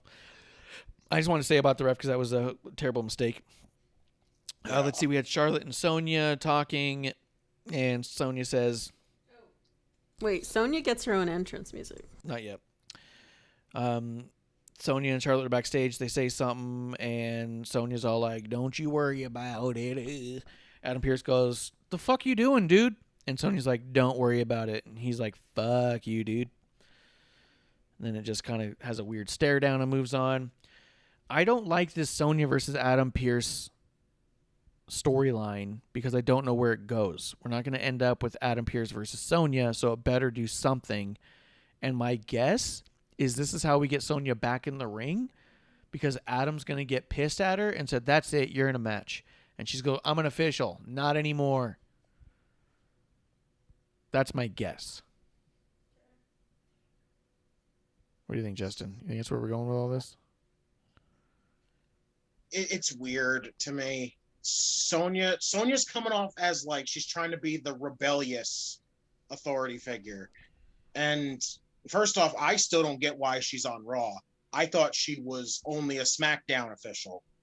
Since when the hell was she a Raw one also? That doesn't make any sense. None. Yeah. And I think it's because she's going to be on Raw when she starts wrestling. That's my hunch, but I don't know. okay, well. But it's still weird because even her being back doesn't make any sense because wasn't her leaving WWE wasn't that loser leaves WWE thing? Wasn't that her not being able to come back either at that point? Yeah. Yeah, so her even being back without anybody saying like, oh, she got reinstated. She just came back and you just gave her this position. It's been really weird, and her siding with Charlotte, I fucking hate it with a passion. Yeah, I'm not feeling it. I ain't either, and it's just it's not her trying to be the rebel authority thing against Adam Pearce is just fucking stupid. And they even kind of pointed out how stupid it was, too, because they're sitting there talking, and then they do this other shit. Let's see, we'll run through a few things that happened real quick. They had a Bobby and Braun video package reminding us of their street fight thing that they had in Philadelphia where people were chanting ECW that was dope. Barreling through the set that one time that was dope. So I liked that because it reminded you about Braun and Bobby having clashed before and it being dope. And that was immediately followed up by Eva Marie making a video where she says, do I have your attention? Do I have your attention? And then they said, the evolution is coming. But In a sexy dress on a car, looking like a pinup. yeah, she had kind of like a leather dress thing on, and it was small, and she was laying across the car and talking about a little bit about her ambitions and trying to be an inspiration and stuff on top of a car. So I don't know how it all clicks together. I've seen a lot of people say a lot of things. Justin, what do you think about all this? If you didn't see me say it then last night, I'm going to say it again. I fucking hate it. because I feel like we're going backwards with this women's division anymore. We're not doing anything to advance the women's division. It feels like we're going back to the divas again. And John Laurinaitis being fucking involved with it just makes it worse. Because eventually I have a feeling this is going to lead to a Bella return. And I'm very, very fucking indifferent when it comes to the Bellas. And yeah, they have I get mixed feelings with them. Because yes, they were the ones that were a big part of the evolution of women's wrestling. Okay. But do we really need the fucking Bellas on TV? No. At all. But now you got Eva on TV, and it just feels like coming back, and it just feels like you took everything that we moved forward towards with Becky and Bayley and Sasha and everybody and Ronda, and it just feels like you're going backwards, and now you're just pushing it back to divas again. Or I was wondering, in the back of my mind, I was kind of wondering if that would make really good heels. So that's what I wonder is, so for one, I've seen a lot of people say, but Eva Marie sucks in the ring. Well, we haven't seen her wrestle in like 6 years or some shit. She might not be bad in the ring. We just don't know. She could be, but I'm not going to judge her in ring till I see her back in ring, right? As far as the promo went, I thought the promo package was done very well. It was interesting in that you go, here's a character that's speaking very well for themselves. She cut a decent promo there. It was taped, so who knows how many takes. Maybe it was one, maybe it was a dozen. I don't know. But at face value, it was a solid promo that sounded good, that came off believable. That character believes in himself. They're overly confident. Maybe we got something here. I do think it's a nod back to the Divas era, especially considering that Total Divas as a show didn't exist except for Eva Marie. The whole first 2 seasons were about her. Everything else was a side note to her. It was about her coming into the company and what that was going to be like and everything. So she's got a pretty interesting story. So then I thought about it, and I was like, well, if we complain a lot that there's not enough women on TV in general, and that all their stories seem to be pretty shallow, what if we started sort of a Divas Invasion style angle, where you have a Eva Marie, you have a Bellas, you have a you guys took the ball and ran with it, and you don't give us any respect, and you talk down about what we built, right? You have this, we laid the groundwork versus the groundwork wasn't so good to begin with. You know what I mean? You could have potentially good story there. You could even have Carmella take sides. She could end up on the diva side of things, saying, I don't think Diva's bad. Well, I'm a boss, you know? Yeah, she did tweet out just like the eyeballs, like, oh, hey. Yeah. I think it's possible. I don't know that that's what they're doing, and I'm not saying that this isn't going to be bad. I'm saying I think face value, it's a little early to hate it. I think it's something to be apprehensive of, but I do think there's potential there for something. You know what I mean? In the back of my mind, I was like, well, I could see this very strikingly against Becky. Have Becky come back, and you've got this dominant, hey, I had 2 belts, and I main evented WrestleMania for the first time ever. Yeah, you can have absolutely a Becky return off the back of that as a, oh, hell no. I didn't take the women all the way to the main event of the WrestleMania just to have you diva ditzes come back through here and try and drag us back down. That kind of stirs some emotion right now. I think, yeah, that's a pretty good story right there. Stirred up emotion in you when you heard that? Yeah. I can cut hell yeah. I'm going to cut promos. Well, because now I'm like, that bitch. Yeah. I don't even know her. Yeah, 100%. Fucking bitch. Yeah. So I don't know. I think that. What do you think, Justin? Do you think that there's possibility it could turn around and not be potentially something awful?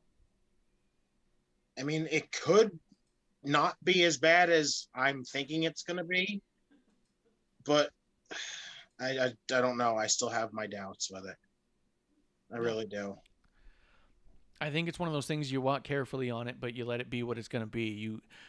I think that you got to be fair to it because we don't know what she's been through. I know that for over a year, I've seen her on her social medias training in rings and stuff here and there. Not every day. She trains in the gym all the time. She got a whole like fitness line of stuff. But all of a sudden, randomly, there would just be like a picture of a ring in a warehouse somewhere. And you're like, huh. I was like, that looks a lot like the ring she trained at with Brian Kendrick back on Total Divas a long time ago. And I was like, I wonder if it's an old picture or not. You know what I mean? Like, it just seemed weird. But it's been over a year. And she signed on back in September. Which is also funny because everyone's being like, and even Mickey, this is another one of those moments where Mickey's not making herself look good. She, as soon as Eva's thing popped up, she did a mind blow emoji, a laughing emoji, and the mind blowing again. Like, my mind's blown and I'm laughing because this bitch is terrible kind of an attitude towards it. This wasn't a fucking if or. It wasn't like, hey, we better get rid of the Iconics and Mickey James so we can make room for Eva Marie. No. It wasn't. I don't think that that's the conversation that happens. And that's how people are talking about it. They're like, oh, this is what they let Mickey James go for. No, it's not. They have more ideas and something to move forward with. And they don't want to keep Mickey shelved for no reason. If you're not going to use her, let her go. I don't know why that's a problem. I agree that you should be able to use her. But if you're not going to, then the right thing is to let her go. But, yeah, I'm interested. I'm hopeful. I'm very cautious. Yeah, I'm a person who I've told people before, give me a reason to change my mind. As if she does that, then we'll see what happens. Yeah, 100%. And she was terrible in the ring. She was garbage. But it was years ago, and who knows what she's like right now. We don't know. And I will say that when you say be careful, when I think even of Carmella's new character, they've backed out on that one a lot. Remember, it was like super, super diva-ish, and I don't feel like they're doing her entrance as much anymore. Yeah. So I think they're very aware. I think, maybe not. Yeah, but maybe that's part of the tease of it all is that maybe... I mean, you just don't know. We don't know where it's going to go. I agree with you with knowing John Laurinaitis is there. It's always scary to be like, oh, for fuck's sake. But... John Cone got a promotion, and he's like second in command to John Laurinaitis, which I think is really good because John Cone's dope. So yeah, I guess we'll see. We'll see how it goes. I do think it's interesting the amount of people who just are saying this is awful and this is why everyone got fired, and you're like, those are different things, not related, and we didn't see enough to hate all of it yet. I saw someone saying they were complaining that we keep seeing video package promos for the women. I was like, what? Because they like talked about Emma's, Liv Morgan's, this one, and someone else had a little one. And I was like, they do that for a ton of people. Yeah. And that's kind of just a general thing. Yeah. I mean, sometimes you just get video packages. That's all you get. Look at Xia Li. All she got was video packages there for like 2 months. Aleister Black's all video packages right now. I don't know. I thought it was unreasonably harsh. Although we should definitely be very cautious about this. No one should be thrilled, but no one should be hating it. Although she had serious heat. They used to talk about Eva Marie heat. It didn't matter what she said or do when the crowd saw her, they just shit all over her. Yeah, she was like Baron Corbin levels of heat. Like, just didn't matter. You didn't even have to give her a mic. People were booing. They just didn't like her because she was the face of Total Divas and stuff. Like Ronda when she was crying in front of us? Yeah, 100%. And Eva Marie just ate it up. Like a Sith Lord. Okay. What? She feeds off of the hate. We had a promo with MVP talking about how cool Bobby Lashley is. They replayed Miz and Morrison's awful segment with the tomatoes. Elias and Riker then start throwing tomatoes at New Day, but they hit Randy Orton instead because that makes sense. You like that cutaway, actually. The cutaway where they have Orton standing there with tomatoes and Riddle just scooters by. Hey, Randy. I was like, okay, that was a good shot. That one got me, that's for sure. Yeah, I laughed. I was like, okay, that's good. I'm starting to warm up to the character of Riddle backstage because of his interactions with Randy, and we'll get into that a little bit more later. Anything you want to say about any of those segments? No, I'll wait until we get to the match. All right, cool. Then we got Charlotte coming out. I said here with this video package that they've done a better job of showing her being back from suspension than they ever did to establish that she was previously suspended. They've put together a whole video package of how she came back from suspension, but when she got suspended, we didn't see her again until she came back from suspension the next week. So we didn't even see that she was suspended if you watched week to week. If you weren't on Twitter, you didn't know. Even suspended. No. Yeah, it didn't happen if you weren't on Twitter. Twitter said she's suspended, and WWE on TV never acknowledged it. They acknowledged that she was back next week. She goes, she was suspended. What are you talking about? It was on Twitter. Everybody knows. Why didn't you put together a video package at the beginning of the show establishing that Charlotte's out of the show? But they didn't. So they did this instead, and this is stupid. We got Dana versus Charlotte. Charlotte is these are my notes. Charlotte says to Dana Brooke, "You're still my bitch," and face palms her. Charlotte is actively belittling the credibility of the entire women's roster in every match as she goes.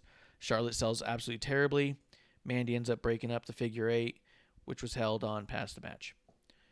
This whole match, I don't understand what Charlotte's doing.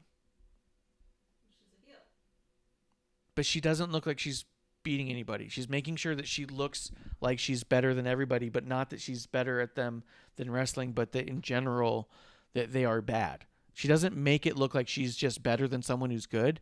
She makes it look like everybody around her is actually bad. That is bad for the women's division, for everyone to think that there's Charlotte and then everybody else. That's terrible. We just said that Austin needed Rock. If Rock went out there every week and made Austin look like an absolute fucking fool and a doofus, that wouldn't have done their rivalry any good. It wouldn't have done anything good for Austin. I mean, luckily Austin's also an alpha and that would just never happen. But if that was the goal, if that's what they were going for, I want to make you look like an idiot. Who are you serving? Because you're supposed to be fighting these people. They're supposed to be in a competitive nature. It's like what Lawler said, right? Yeah, like Lawler always said. If you beat a nobody, you've just beat nobody. You're not somebody until you beat somebody. You got to make sure you're beating somebody in every match, even if nobody knows their name. I don't know. What do you think of this match? Did you love it? Amazing match of the year? Absolutely not. Charlotte. Don't you put that evil on me. There's no enjoyment in Charlotte. She is. Anyone can say it's heel heat. It's not heel heat. It's get the fuck off my TV heat. She's atrocious right now. She's literally made the every division that she's been in look absolutely worthless to her. It's a fucking joke. She comes out and she's doing all this BS of, oh, you should feel bad for me, and all this other nonsense she does with her fucking speak and spell style fucking voice, what she sounds like. Mm. Like, yeah, I don't get it. None of it. Yeah. It's all just BS anymore. Like, I have no problem with the woman that is Charlotte, but her fucking character is horrendous. I fucking hate every second of it. When she's on TV, I can't wait till it's over. It just, her coming out and talking about how she's the opportunity. No, you're not the opportunity. You're taking an opportunity, because that's what you do best. It's fucking ridiculous. And now that she's in the title match, like it's again, and she's not being the opportunity, she's taking the opportunity again. And also, if you're the opportunity, then that would mean that, because her whole fucking argument, who put Rhea on the map? Are you like the person who disappeared after they lost to you for a fucking year almost?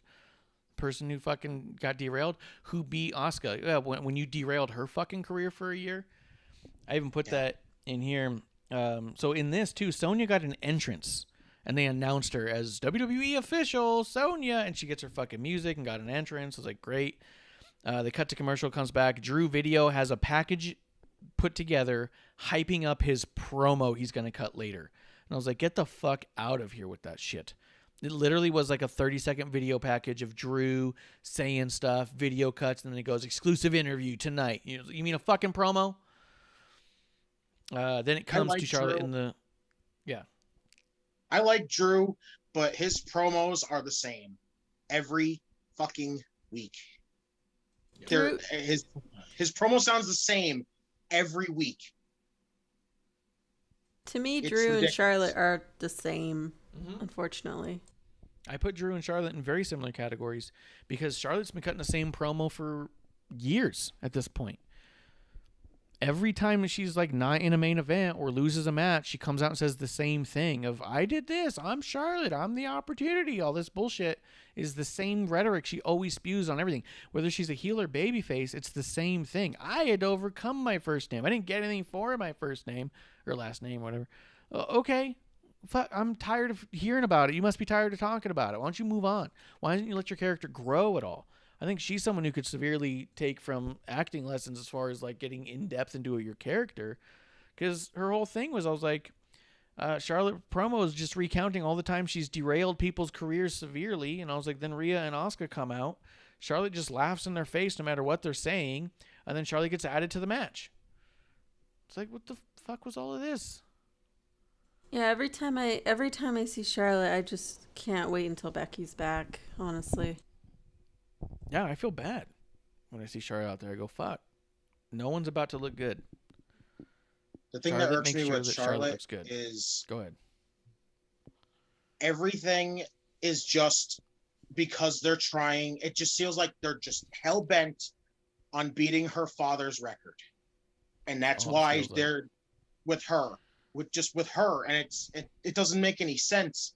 Like, why are you so obsessed with breaking this record? It doesn't make it. It's fucking stupid. Like, just because Cena stopped and isn't gonna do it, I'm pretty sure he's even said that he doesn't want to do it to break the record. What is the fucking obsession with trying to break this record? They're just, Because then that'll prove she's just that good, right? Yeah, and that's the And, like, conversation they always have. They're always talking. Charlotte's probably the best wrestler in the entire roster, man or woman. Okay, I don't see that at all. No. But it's what they're pushing, and I don't know. I don't get it. I'm not excited for it. I was excited for a Rhea Asuka rematch, and now I'm not excited at all about this bullshit now that Charlotte's added. I actually was not excited about Rhea coming to Raw once I knew that Charlotte was there. I was like, it doesn't matter if she has the belt. Yeah, It doesn't. I even said that when Rhea got called up, and I was like, well, this sucks. Because she's immediately going to be involved in something with Rhea, and Rhea's going to make her look like shit again. What they ought to do is have Rhea stack him and smash him and pin him and kin him. You know what I mean? Like what Roman does with his IHOP potatoes. Slash him, stack him, tip him, skip him. Are you trying to say pancakes? No, it's their hash browns. What? If you go to Waffle What? House. Oh, a Waffle If House. you go to Waffle House and you order your hash browns like stacked and capped, you're going to get a specialized version. I believe that is with mushrooms and I don't remember what stacked is, but smothered and covered, slithered and quivered. It's all there, man. And that's how Roman slithered and quivered. Yeah. Yeah, Roman wins matches the same way that I order hash browns. Smash them, stack them, pin them, skin them. Jeremy says every break Charlotte takes from wrestling, she gets worse and worse every time she comes back. I thought honestly, yeah. She comes back and I'm like, I've heard of ring rest as a thing, but this is just like degradation. She sounds so weird and goofy. What? My simplistic way of putting this with Charlotte is Charlotte reminds me of Roman before the tribal chief. The people that hated Roman because was every time it was always going to end up being Roman in the title picture. Roman in the title picture. No matter, even if you hated him, you were going to get him there. That's what we're getting with Charlotte. Every time. It's older Roman in Charlotte. And that is why I quoted naming her Woman Reigns. Yeah. No, makes sense. Makes 100% sense. And I think what they ought to do is have Rhea stack him and smash him. You know what I mean? And pile them on top of each other and get a big old win like Roman. That'd be hysterical to watch. I would love it. But I don't know. I don't find anything redeeming about Charlotte segments at this point, and it's unfortunate. So let's see. We did end up with Kayla and Humberto Carrillo in the back. And Sheamus comes out and beats the absolute shit out of Humberto again. Then we get Sonya and Adam Pearce doing a stupid segment again, but this time Lily is in the background staring at Sonya, and that's interesting. Then we get Miz and Morrison cutting their promo. I believe I went to the bathroom for that. Morrison versus Damian Priest, where Damian won. What do you think about all of that stuff, Justin? I wish we get Priest away from those two already. Yeah. I mean, at least they're teasing. I mean, it sucks. It's interesting that they're teasing kind of a breakup with Miz and Morrison, but it kind of sucks because, again, you're taking another team away, just like you did later on in the night. I guess, it's just taking another team away. I mean, I guess that's true, but I don't think Miz and Morrison ever really functioned very well as a tag team. They just happen to always be together. But it is a pairing you can utilize for sure. And now you might not be able to. But I do agree. I think Damian's got to move on. I thought when he beat them at WrestleMania that he would get maybe one or two more matches and just like solidify that I didn't need Bad Bunny, but I'll beat you guys anyways. And then just move the fuck on. But I don't know really what's next for Damian Priest, to be honest. Let's see. Do you have any good ideas for Damian? I honestly have nothing. I just want them to move him on to something different. I could see him in a cool program with Sheamus. Yeah, I would love to see him be Sheamus' opponent. Yeah. Let's see. The next segment was Mansoor signing with Raw. Sheamus comes in, goofing and giggling and talking This some guy. shit. What's wrong with this guy? No, this Producer lady does not sound ragdoll. happy. I felt so bad for him. We're not there yet. This is where we feel good for him because he signed with Raw. Except you go, Okay, damn it, dude, okay. you signed with Raw. I was very Good luck. happy to see him again Yeah. until I saw his match, and then I felt very sad for him. Yep. Let's see. Then we got an MVP promo. So again, this is like the third Bobby promo of the night. Let's see. We get Lucha House Party. So this came back from commercial break on my side. I don't know about yours.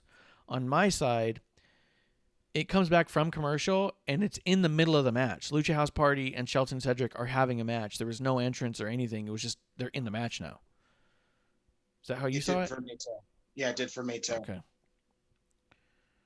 Oh, and by the way, the USA edition of Raw cuts all the commercials, and it accidentally cut the Evolution thing.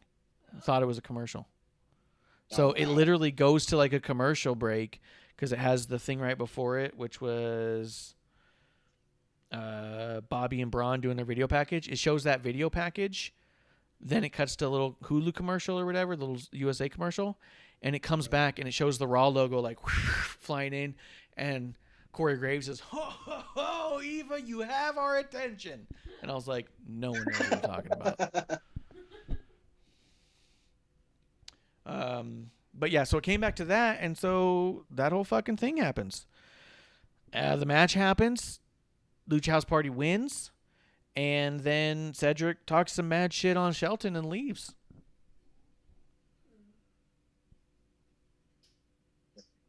You got a tag team division that's struggling like shit. Well, let's break up another team.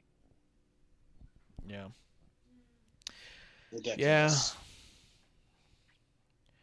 Yeah, I didn't see a benefit in that. I don't know. I mean, even if you end up with Shelton Cedric matches, I don't know how that's going to be a benefit. You know what I mean? And that was, I remember when they first got them together, we were so excited because we're like, these guys are so good. They just never have a story that's good for them. So it's a bummer because I don't want them to go back to being those guys that are really good that just have matches that don't mean anything. Yeah. That's, for sure. Let's see. We had a segment in the back where Drew Gulak tells Garza he's a ladies' man who can't score. During this segment, Lily again is seen in the background, lurking, spying, watching, always watching. And then Angel says that he's willing to have a match with Garza, and then he is going to slip a rose into his butthole. He's like, I'm just going to go ahead and put this little rose here up into your anal butthole. Yeah, I was like, I don't know. Some people might think that was kinky. Yeah, but even Drew Gulak had a look on his face like, the fuck? Like, I just want to have a match with you, and you're talking about putting stuff in my butthole, dude. Like, I'll show you I'm not a ladies' man. I'll put shit in your butt. What? Is this like part of paying your dues? Like, we're going to give him the weirdest, crazy character. No, this is paying your doo-doos. Okay, I walked into that one. Zing. What? There you go. Yes. Let's see. Then we did get that followed up by Shelton Benjamin having a response with Kayla in the back. Kayla's been doing such a bang-up job. She's been doing so good. Okay, I was like, I don't know what that... I thought that was bad. Oh, no. Banging up is good. Kayla's been doing awesome, I think, with the way that she's been able to emote with her face in response to the way people are talking, her leading into the questions and whatnot. She doesn't usually have to have a back and forth, but when she does, she holds her own.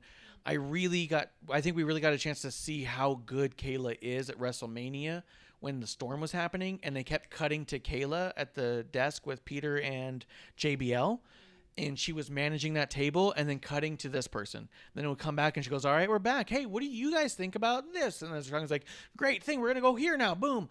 And it, like the way she managed it, I was like, oh, wait, she's good on the fly.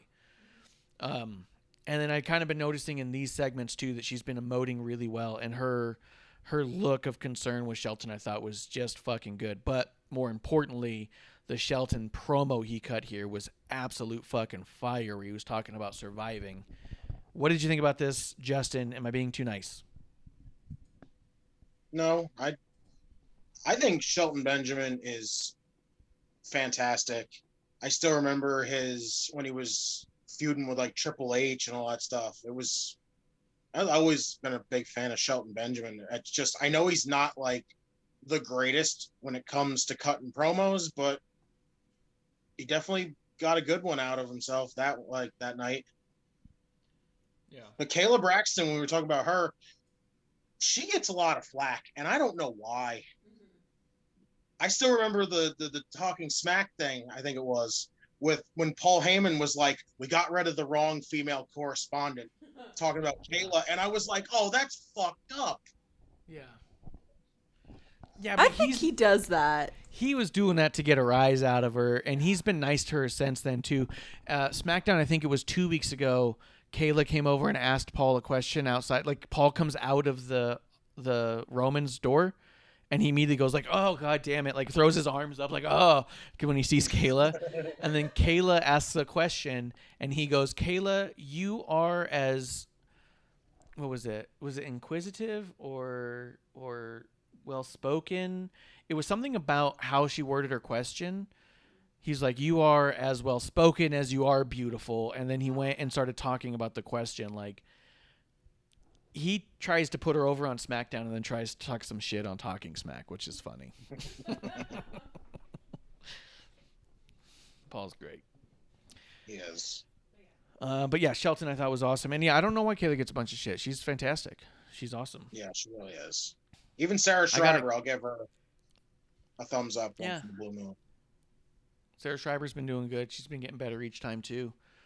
What was it? Kayla had a cameo for a while, and I got one for Lunar from the show, and she went on. I put like a 2-sentence thing, and she gave us like a 3.5-minute video or something for him and whatnot. I was like, that's dope. And she just talked about a bunch of things, and Yeah, she just came off like a really cool person.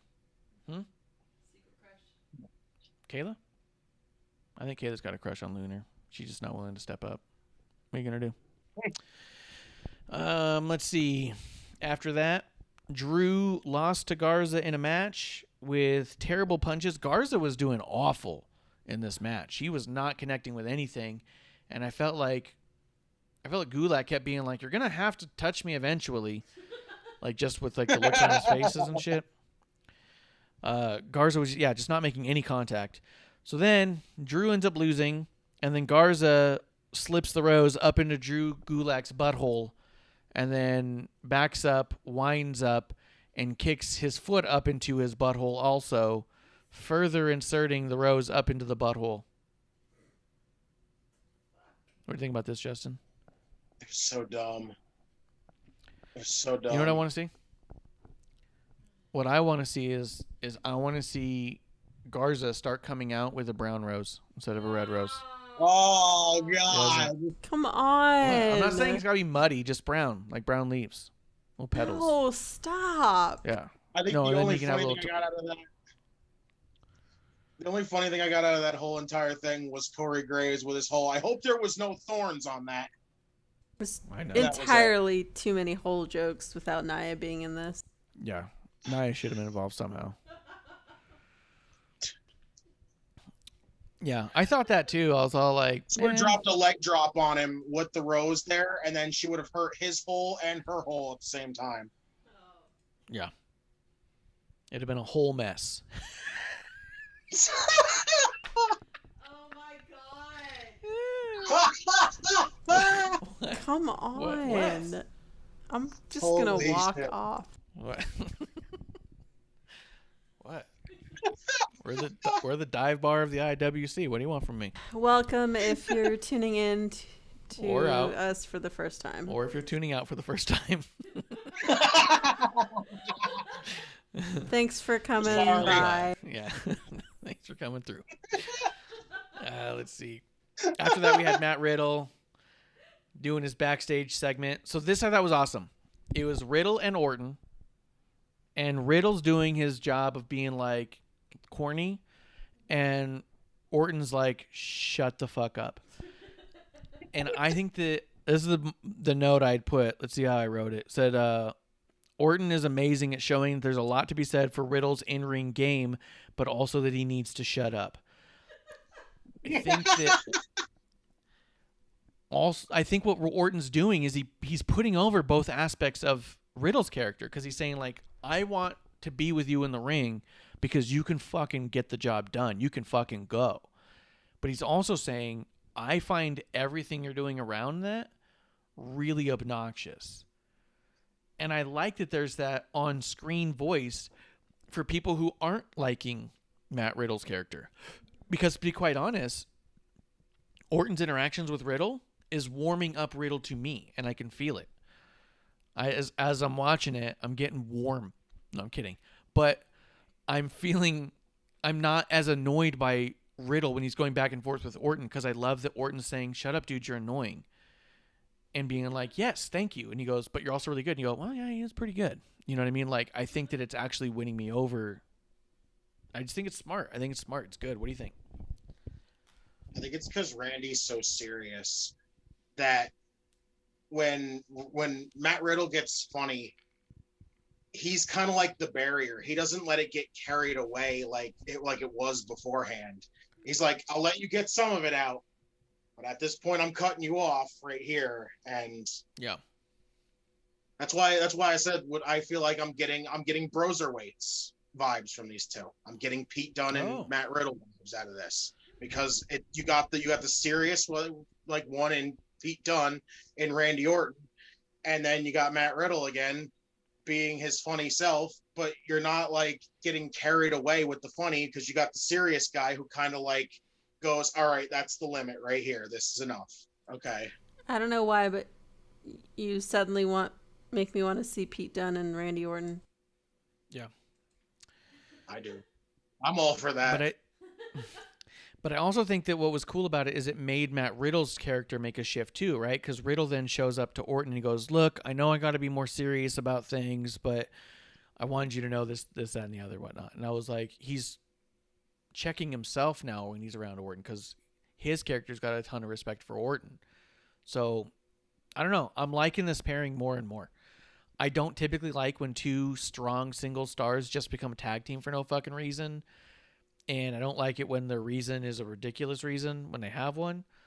But this is working in the idea of, like, I think it's actually highlighting both these people in a really solid way. And I think it's actually, Orton's actually helping Riddle's character get over in a way that I typically don't find in tag teams. Yes, definitely. Yep. My only concern during this match is I swear to God, I hope Elias is okay. What happened with Elias? I mean, because during the tag match, when Randy hits the RKO on Jackson Riker and he tags in Matt Riddle hit the floating bro, and he landed on Elias's head. It looked like it landed right on his face. Yeah, I remember that. We saw that, and I was like, Jesus. Head. I was like, oh no. Yeah. Yeah, that looked bad. RKO and Riddle versus Elias and Jackson. RK Bro wins. Yeah, that was a gnarly flying bro, and it like crushed his face, and then he was just like holding his head, and I was all like, fuck. I wonder if, yeah, it's a good point. It's a good point.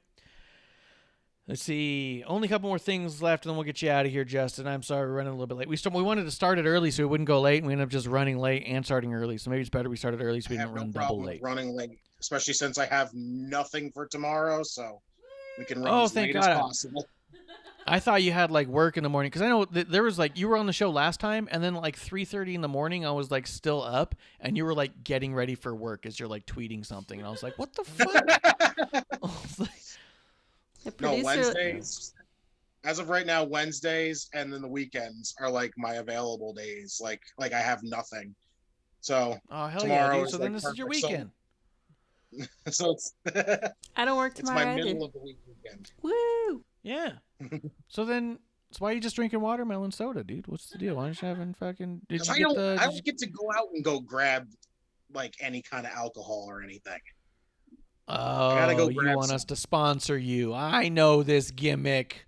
I've been running this gimmick the whole time. You're trying to get us to sponsor you and send you booze.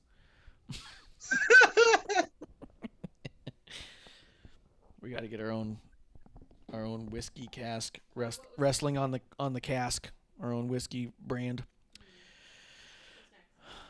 All right. Well, cheers, Justin. I wish you were drinking with me. No, and you don't go to work tomorrow. I'm watching producer get pissed at me. She doesn't go to work tomorrow either, so now I can just slack off. You see what happens? I can do whatever I want now. I can still cut the show right now. Damn. Just plays. Let's see. Drew cuts a promo where he comes off like a piece of shit. Also, did Kayla, when talking about what happened to Drew last week, okay, wait, do you follow football? Like actual American football, not the European kickball that others speak of? What? Come on. I'm asking about a real sport, not fucking greedy. Stop it. Wow. We are going to lose our international followers if we have any. What? Good cop, bad cop is going to like unfollow us. Dude, I can't wait. I keep forgetting. I want to message him and get on that show so I can fucking call it European. No, he's not going to invite you now. Please. He doesn't listen to every episode. You don't know that. Oh, I know that. Graham. No, with Graham Justin can't stand on, right? us when it's a long episode. He cannot stand it. Because also Graham likes the indie shit, so he's more likely to listen to NXT reviews than Raw. There's no way he's still in. No, he'd listen for Justin, not for you. That's a good point. He likes Justin. Justin's over. For anybody who wants to know, Justin Time 211 on Twitter. He's over, man. Okay. Do you know what's going on in actual American football? I don't delve into it like most people do. I just kind of watch it and that's it. Me neither. I think I heard 2 references to Browns and Giants. and I don't know why. And this was the second one. December 2020. Last time they fought, the Browns won 20-6. I don't know what's going on. Yeah, when I look up Browns and Giants, I see nothing. This is why we need Kevlar on the show. Yeah, I need Kevlar for these ones. I don't know what's going on with him because Ivar and Eric and Riddle mentioned the Browns and the Giants, and I was like, huh. And then here... I get it now, what you were talking about there. What? Because Riddle told him, he goes, these are the Viking Raiders. He says one of you like the Vikings, the other one likes the Raiders, right? And then Eric said that he's like, no, he's like, actually, I'm a Browns fan. And that's when then he was telling Ivar how he was a sexy stallion. Right. But then here, Kayla refers to Mason T-Bar as Drew's personal Giants and the Browns. That's weird. And I was like, what's going on there? But then I also thought the way that she said it, she goes, sort of in reference to the Giants and the Browns, Mason T-Bar came and fucked you up last week. And I was like, why would you refer to Mason T-Bar as the Giants and the Browns? That seems insensitive at best.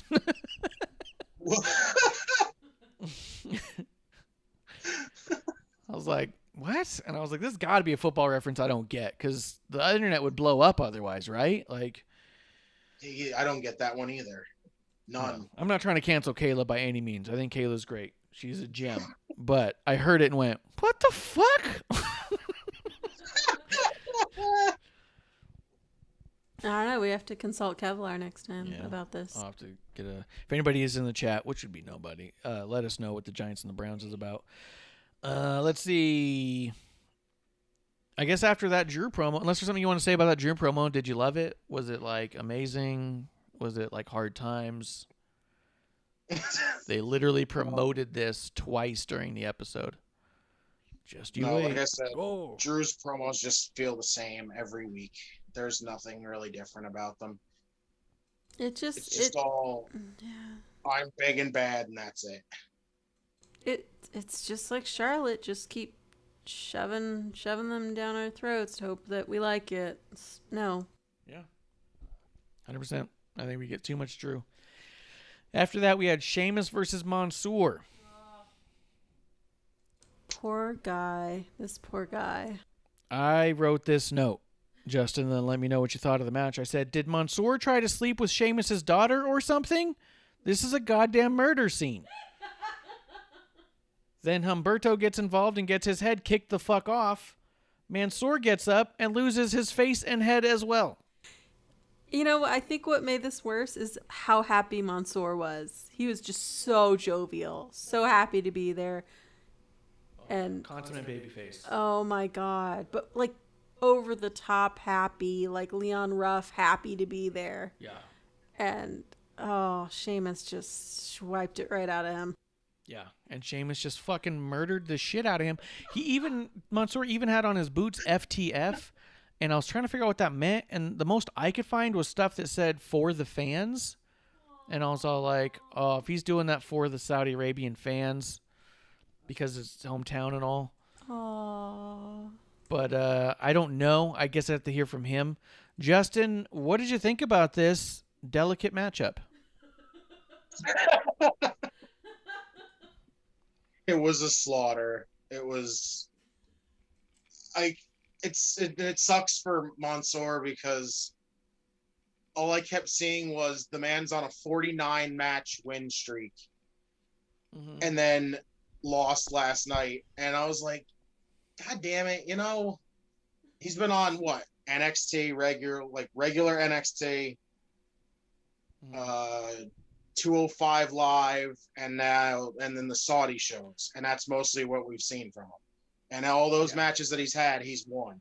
So yeah, and I think he was on main event a couple times. It's just crazy. You go through all that and then just cut it off.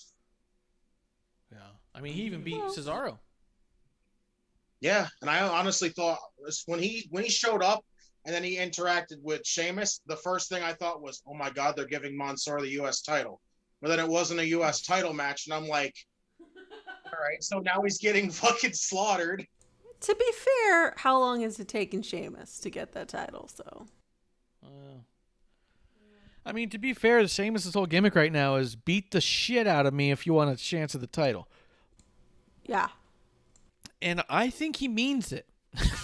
Oh, yeah, he was bleeding and he didn't even care. He didn't notice. Yeah. Sheamus, I think, broke his own head open by punching someone so hard. It was incredible. Sheamus was bleeding. Champion, I'll break my own skull. Yeah. He was like, I will punch you so hard my head breaks. What? It's the champ I can believe in. Yeah. You mean you're going to headbutt me? No, I don't.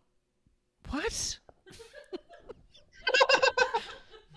That's how I imagine the match is getting put together in the back. Mansoor's like, what do you want to do? I want to beat the shit out of you. Oh. Sheamus is like, yeah, you can try. Yeah. No, I'm saying like Sheamus' response is, I just want to beat the shit out of you. Mansoor's like, well, I do a pretty good drop kick. He goes, I do a pretty good punch your teeth out. What? How about I kick your head so hard that your legs flip over? He crumpled in the corner, dude. He got bro kicked so hard his feet were on the ropes and he was just limp out there. It was incredible. Fucking bro kick's amazing. It's kind of Tozawa-like. It was insane. Yeah. Mansoor was so good. And his facial expressions, Sheamus is still putting that everywhere. Oh, yeah. When he's like pulling his mouth open, he's like, smile for the camera. You're on Raw, buddy. I was like, fuck. Yeah. Producer was all like, is this like a paying your dues thing? Is this like welcome to the dance? And I was like, I don't know. Yeah, I was like, man, I'm feeling like this little Dominic rep here. Yeah. I was like, I don't know. This feels more like a gang initiation. Oh, Jesus. Oh, yeah, kind of like Dominic. He was beat the fuck up. Yeah, they whapped him. But, yeah, Sheamus just beat the absolute shit out of Mansoor. And then at the end, he was like, all right, good job, mate. What? It was insane. Totally insane. Anything else you want to say about that match there, Justin? No.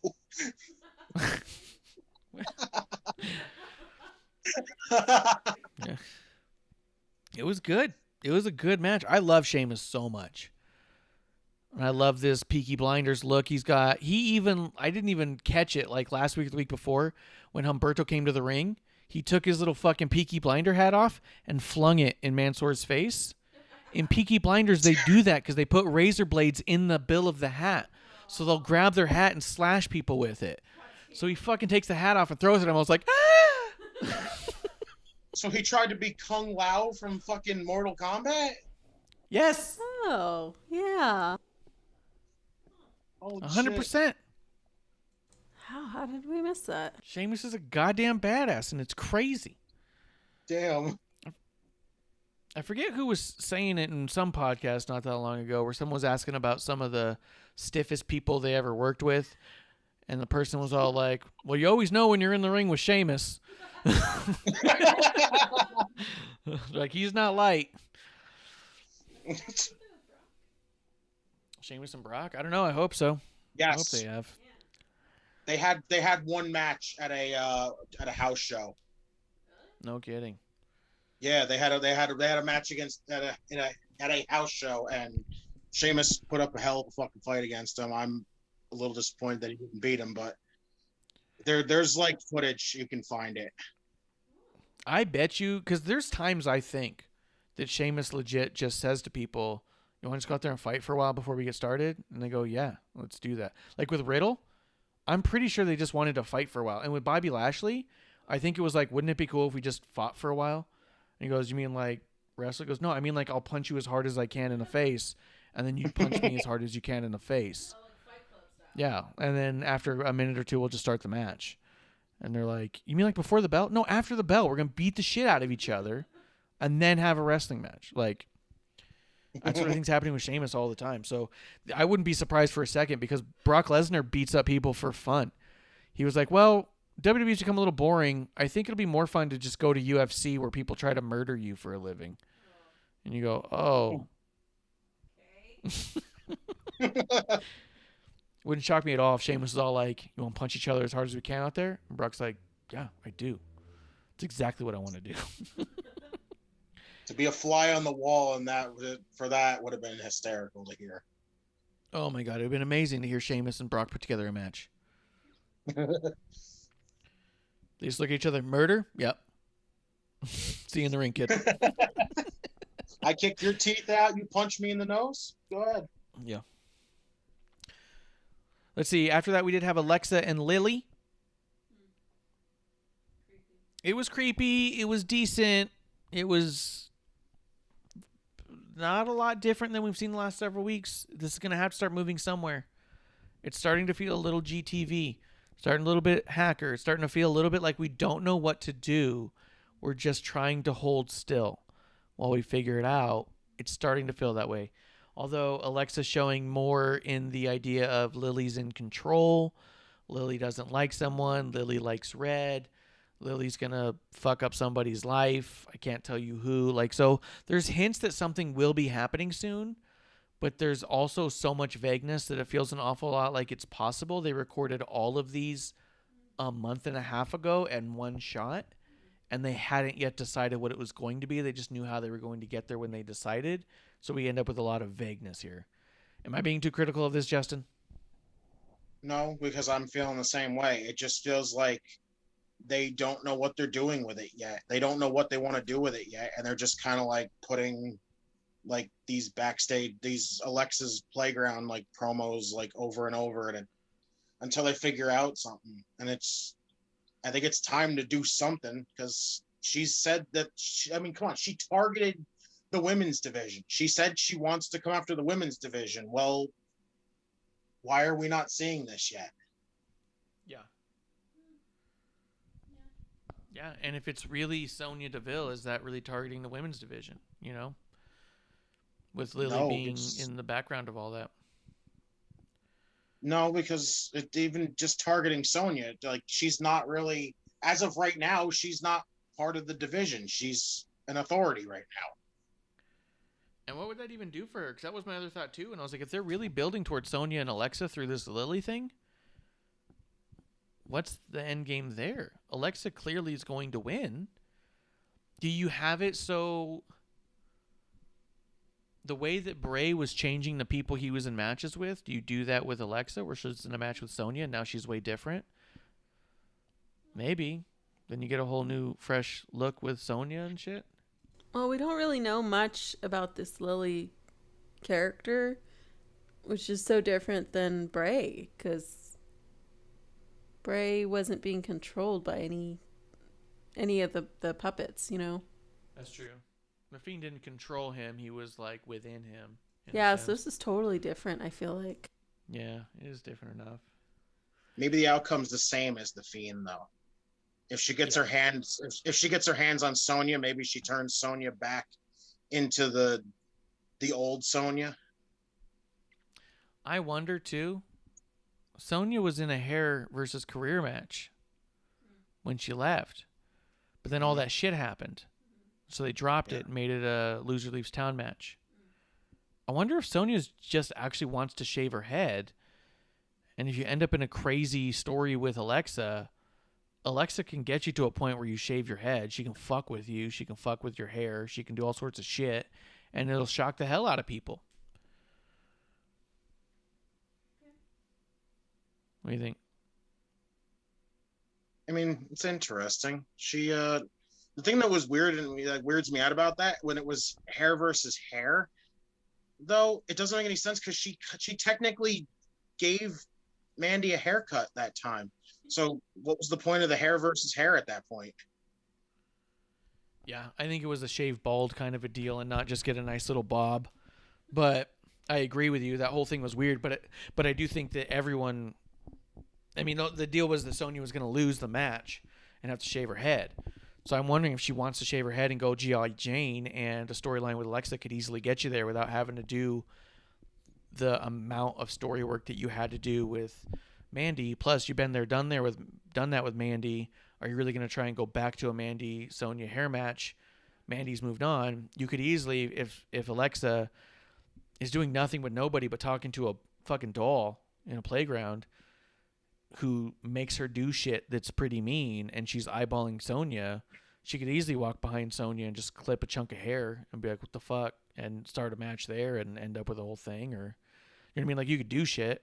She could put gum in her hair or something. You know what I mean? She could do weird shit. That's all I'm saying. They could just build up to a match. She ends up hitting her with, like, the sister Abigail right in the middle of the ring and beats her, and then she just shaves her head right in the middle of the ring. Yeah. And then you have Sonya come back all fucking G.I. Jane and shit, and yeah, maybe you go from there. Now Sonya's back into being an in-ring competitor, and she's fucking crazy. Yes. I can see that. It's the only way I see going with it, because like I said, I even my note put barely different than the last 2 weeks. Something needs to happen. Something needs to change. I don't know what that is yet, but something's got to be, because at this point it's just too close. Yeah. Let's see. We had Lana and Naomi lose to Shayna and Nia because Reginald was getting involved again.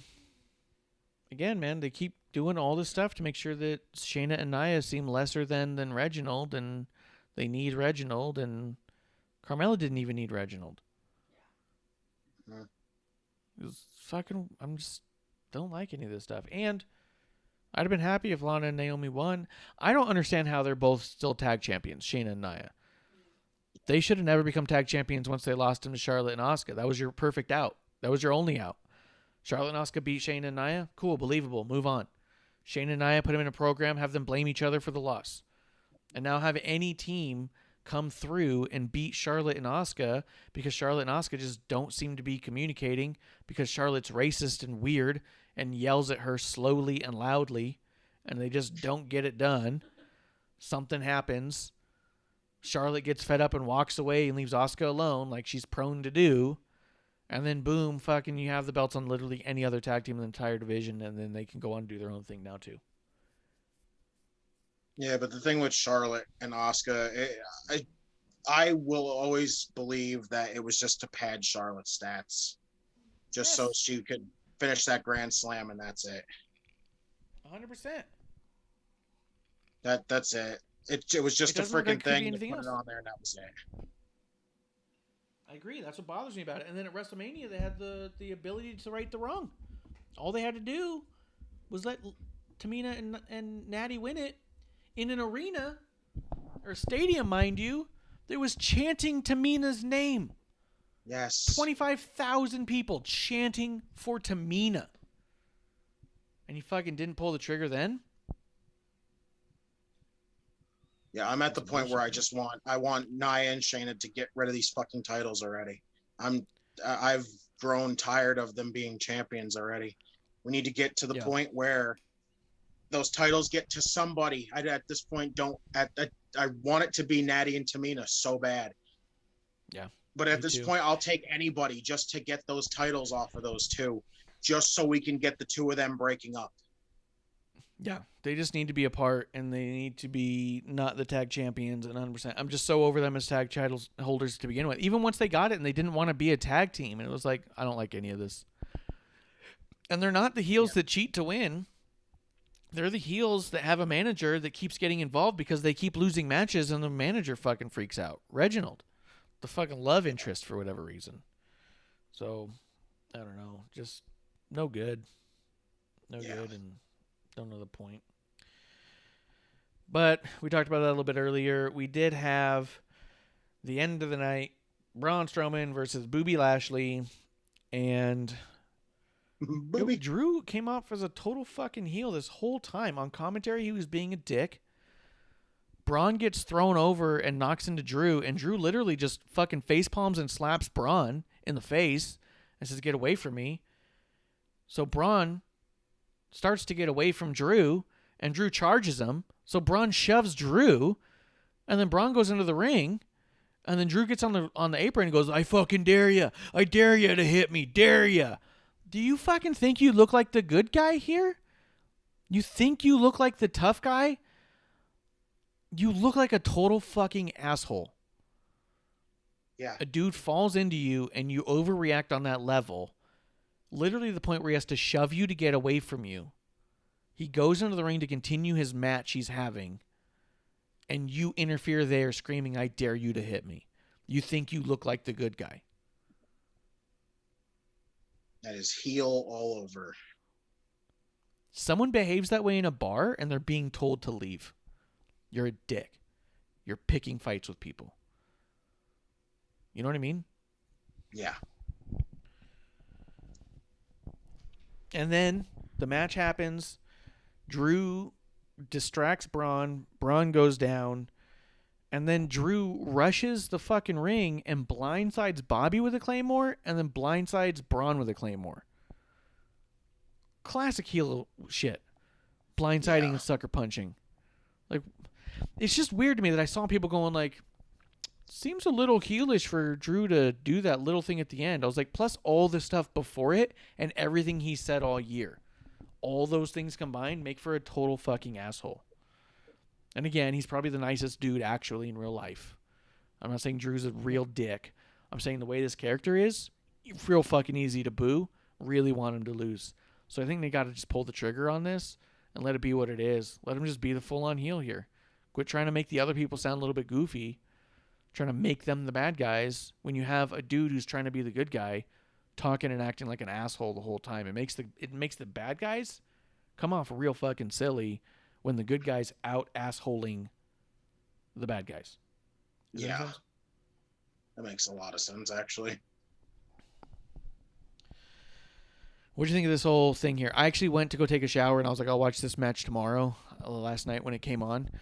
And then producer's like, really? And I was like, well, it's Braun versus Bobby. So, Drew's going to come out. He's going to get involved. He's probably going to kick both of them, cost somebody the match. And fucking that is what it is. It's all about Drew. And as I was like putting my stuff away, yeah. And then as I'm getting ready, I'm getting my stuff. I'm taking it into the shower. It's only been a few minutes. And all of a sudden I was like, is that Drew's music? And she's like, yep, you called it. I was like, okay. What'd you think of all this, Justin? I mean, it's right now. It's just a feud. It's a feud that's gone too far. That's being drug out too much. Lashley and Drew have gone at it way too damn much. Enough's enough. Like this needs to be it after this. I still feel the only reason why Strowman's in this match is because he's taking the pin from whoever. I don't know if it's Drew getting the title back, Lashley retaining. I hope it's Lashley retaining. But I just feel like Strowman's in this match to eat the pin. That's it.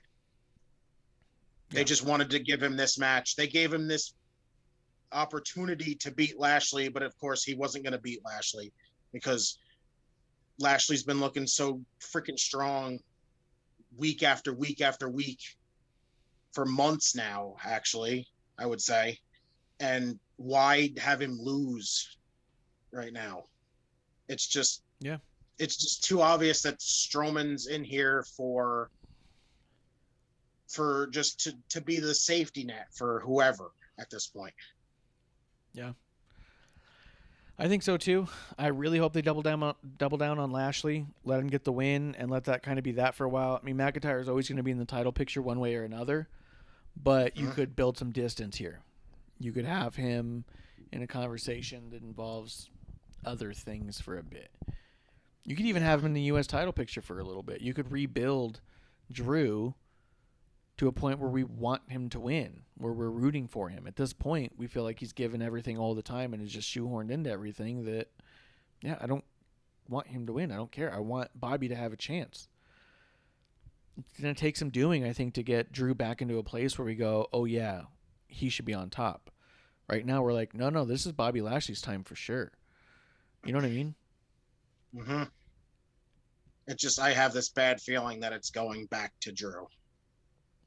Yeah, me too.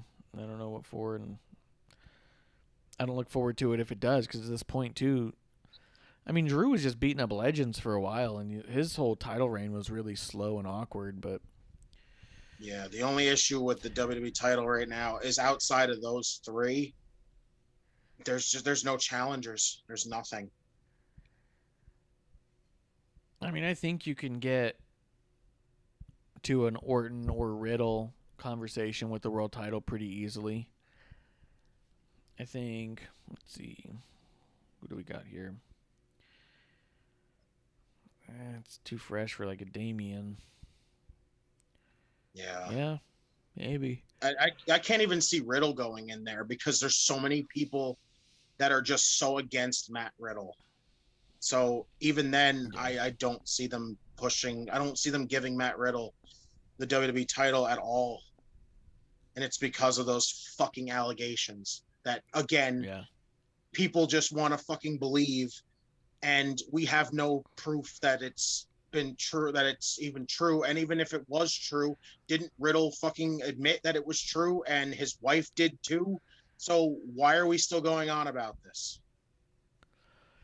It's another one of those things where it's like, I want to know what accountability looks like to some people, because it's like, I understand that there's like an accountability that needs to happen, but I also don't understand what people want. It kind of goes back to the garbage bag thing. Okay, I get that that wasn't ideal. What is it? What is it that you do want? What does look right? And I do think that when it comes to things like that, sometimes the conversation is not, this is what accountability looks like. It's just burn, motherfucker, burn. And I just don't know if that's the most human response to have, or humane even. But yeah, I don't know. I don't know enough about any of that stuff to say this is where I stand on it. I definitely don't. But I know that there's a lot of people who want his head on a stick, and I don't know what accountability looks like for what varying degrees of what, if it all looks the same for literally anything that happens. You know what I mean? Somebody literally shipped something in a bag, and the person was fired. And then everyone's response is, okay, but now fire other people. And you're all like, okay, what all is, like, I just don't know what it all looks like across the board, I guess. Yeah. It seems a little muddy. So I could see that. I also think that after Backlash, they need to do another draft. The Monday and I think that Raw and SmackDown after Backlash should be a superstar shakeup or draft. They need to wiggle these rosters around. I remember last Backlash. I'm pretty sure they did exactly that. Well, And they should. If Bruce is listening. I've never advocated for the fucking brand split. I feel like you get different challengers if you don't have the brand split, but I'm trying to, not be against it as much, but it's so hard to, when the main thing all I think of is you're stuck in this fucking circle of the same challengers over and over and over for fucking 5-6 months. If you didn't have the brand split, you have more options, it feels like. Because you're not choosing to push anybody else to even build anybody else up to even attempt to challenge for a title. But you have all these other people that can challenge for a title, but they're on the other show. So that's why I've always been against the brand split. But yeah, but I think that you also, especially in a company that has a pay-per-view every single month, as much as we complain now about the potential shotgunning of matches and dream matches and things like that, if you don't have a brand split, then that's all you're getting is shotgun matches. I think having the longer-term storylines are forced with the brand split. And to be honest, I know a lot of people say that there are no long-term storylines, but that's just because they're not paying attention. I mean, we mentioned about a few of these things, about how many months some of these things have been going on. And, I mean, you may not like the story in and of itself, but it is still a story. And it may feel a little staticky at times, but that's kind of how it goes. Or you may think it has a slow start, but that's any story. I think that having the brand split, it allows, for one, a specific feel for each show. And so not everything just feels the same as the last thing. And I think it forces the idea of like, hey, we've got 1 year with this roster. Where can we go by the end of that year? And I think it makes for an interesting dynamic. Yeah, you can see it. Because then it also builds the want for some of these dream matches. If you can have them at any time. I mean, right now it's all like people saying, oh, they can't wait for Drew versus Roman. Okay, but how do we get there? Well, right now I have no idea how we get there. but it's the match that everybody wants. So it's like, well, you keep them apart for a while and have them on top on their respective brands, and then when they end up on the same brand, it's just two titans waiting to collide. You know what I mean? So it's almost built-in anticipation for a match. Okay. Don't get ahead of yourself, Justin. All in time. Except if you wanted more iconic stuff, they're gone. So forget it.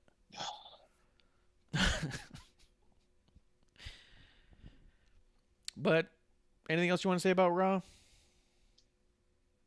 Nope. I think we covered what we needed to. Yeah. I mean, it's a shame with the Alexa stuff, too, because I think that she's doing an awesome job with it. This is one of those ones where I really do think this is not the fault of the performer. Yeah, she did great with the whole Fiend thing before he came back, but now it just feels like we're kind of just stagnant right now. 100%. 100%. So, yeah, I think this is one of those ones. I think Alexa's one of the ones where you can't blame the talent, and I think that Drew's one of the ones where you specifically should blame the talent. So, anything else that you want to throw out there, Justin, before we have last call? No, that's really about it. Just thank you for letting me come on again. Do you have anything lined up coming up? Nope, nothing that I know of yet. Nothing booked right now? Okay. You can tell people where they can find you. You can find me only on Twitter, JustinTime211. You'll That's right, Justin hate Time. my takes. You'll love my takes. Take your pick, whichever one you want. He is very vocal on all of his takes, and he's the curator of this side of the IWC, making sure that all of us folk who like to talk wrestling and still be friends at the end of it know that we're all out there. So when we feel alone in the IWC, when we see all the negativity and all of the harshness and the blocking, and we say, why can't people just argue and also be friends? Justin Time is the one who's curating that relationship and saying, oh, you guys didn't realize this is where the party's at. So we'll get that trending one of these days. Hell yeah, we will. The problem is our side's so small. He's Justin Time. We are WOTR the show on Twitter. I am at Ref Marsh. This is Wrestling on the Rocks. It's been another good episode 1. We'll be back for episode 1. Guys, that's the last call. Cheers. Cheers. Hey, producer lady here. Thanks for tuning in. Continue to support us or buy us a drink by following and putting the I in subscribe on Twitch. Or subscribe and review our podcast on Apple Podcasts or wherever you listen to us. Cheers! I would never have a drink with Wrestling on the Rocks.